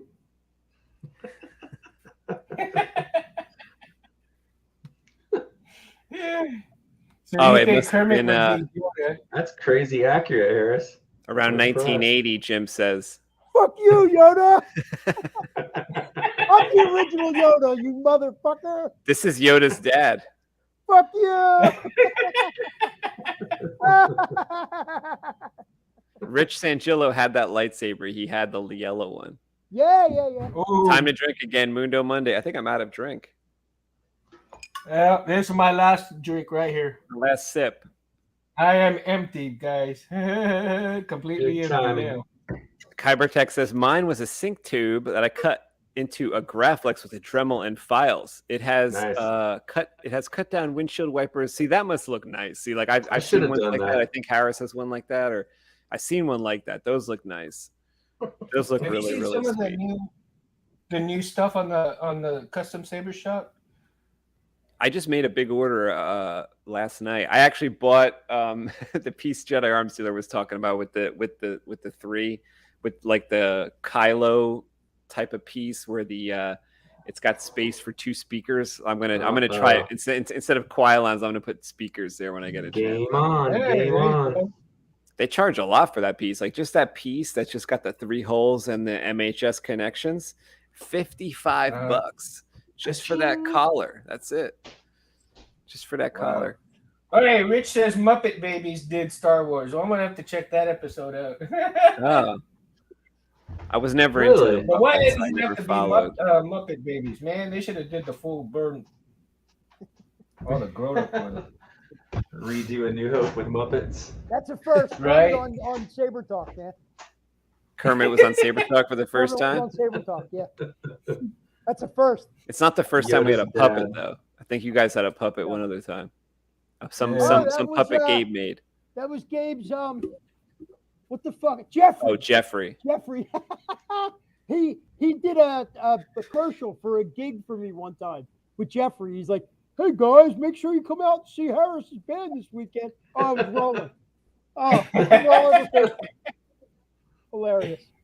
We got to bring Jeffrey back, man. Jeffrey needs a lightsaber. We should make him a mini lightsaber. Hey. With a stick He needs on one of the those end. Yoda. He needs one of those little Yoda sabers. You never know what you're going to see on Saber Talk. Always Yeah. make sure you tune in. You never Kermit know the who's going to fucking stop frog. by. You never know who's going to stop by. Oh, that shit was funny. Jim says I had an electroluminescent lightsaber that was a hardware store saber. Nice. That's nice. Yeah, I had something like one of that. those. I had an EL wire lightsaber. It was a Larble O, the Obi Wan. Beautiful saber, but I'd love to gut it someday. I don't know. I can't see cutting it up. You'd have to cut it up and drill through it. What do you think? What's that, Mundo? What do you Yay got? or nay? Yay or nay? Just a little something here. What do you got there? A What do you bike valve? think? Little piece of brass hardware with like a Swarovski. Oh, is type that crystal. is that a crystal on top? Yeah. That's what Harris wants to do with his saber. He's gonna put diamonds all over. Mhm. Yay or nay? What do you think? I think it looks cool. Yeah. I used to like Put to some do that. P6000. Yeah. Probably put I some used to like- P6000 on there and drill it out. Put a LED in there and see how it goes to town. Nice. That's the That way could to be do your it, Mundo. focusing crystal. Oh, Like you yeah. just use another one. Found parts, putting it together, baby. Good stuff. Just ideas in the works, guys. Just ideas in the works. Nothing's Nice. final Yeah. yet. Nice. Never stop creating, brother. Mhm. Oh no, man! I need to start writing shit down. Never stop My saber brain goes flying. 100 miles an hour. I can't keep up with it. I think we're all guilty of that. Like I don't write anything down. I don't write anything down. I love when I walk into Ann's house. He's got like 15 fucking mirrors, but they're all graffitied on. You can't even see yourself. He writes on the book, and I love it. I mean, because I look at it, it's big. I can see it, you know. So it's awesome. Plans. Probably get a hand across over here. I'm sorry that we did not take pictures when we did the Exoflex. You No, drew we the did. Exoflex I took up? pictures of You that. have pictures? I got it in the video too. If you watch the video, I show Yeah, that you did. I'm drawing. gonna have to go back. I love. Oh it. yeah, I he wish we did. had Oh my pictures god, of I that. love it. So pictures of the drawing for the Exoflex on the That mirror saber's sick. in like these paint markers, magic markers. Like So a lot of sick. people will Yeah. use like a dry erase board. Anthony uses mirror. I think it's awesome. Love it. I mean, I like the concept of it because the way it was. I mean, you definitely had a vision, and you definitely went all hell's balls into it, man. Yeah, we didn't alter that design at all. deep. We just kind of went for that design, right? We cut all the pieces exactly how we drew the sketch, and we just went for it. No, but I mean, you just went 100 miles an hour on it. You had the vision, you Yeah, had the concept, you went We for it. basically I mean, we built that in a weekend, yeah, right? I don't know. I That's think crazy. I think we had planned to, but I think you had to come back several times for that. Okay. Yeah, like we had oh well, you know, it's like always like Right, like this past weekend. Oh, we'll do this, and then you actually Right, two Jim. steps back rather than one step forward, right? Okay. That's kind of how it usually Yeah. works. Yeah. All right, guys. Well, we are going to exit the show tonight, and we'll Night, be Kaiser back Chief. next Monday for another Mundo Monday. You don't have to drink for that one.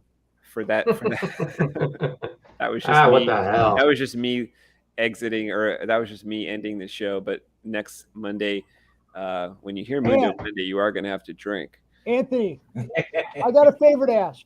After we're all done here, can we communicate privately like we did a few weeks ago?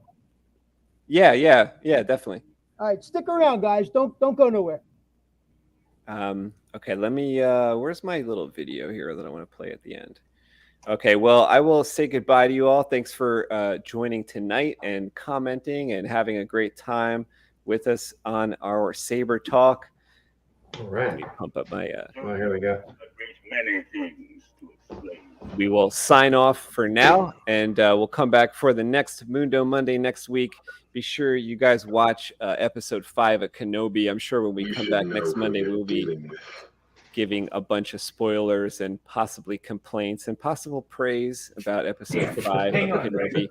So come back and talk about that with us then. For now, Saber the moment. Boom. We lost Mundo. He walked away to get a saber. Here he comes. I hope it's not gonna. Got all the colors. Of I the hope rainbow. there's battery left in this thing. Here. Let's pray. Glow. Is there the saber gods in my life? Yo, it's like a windshield washer for the internet. Yeah. Let's see. I hear something. Ah! I got battery. Hey! When you're all Party! when you're all on the way out tonight, if it's not too much trouble, force push the like. It'll help send the video up, up, up.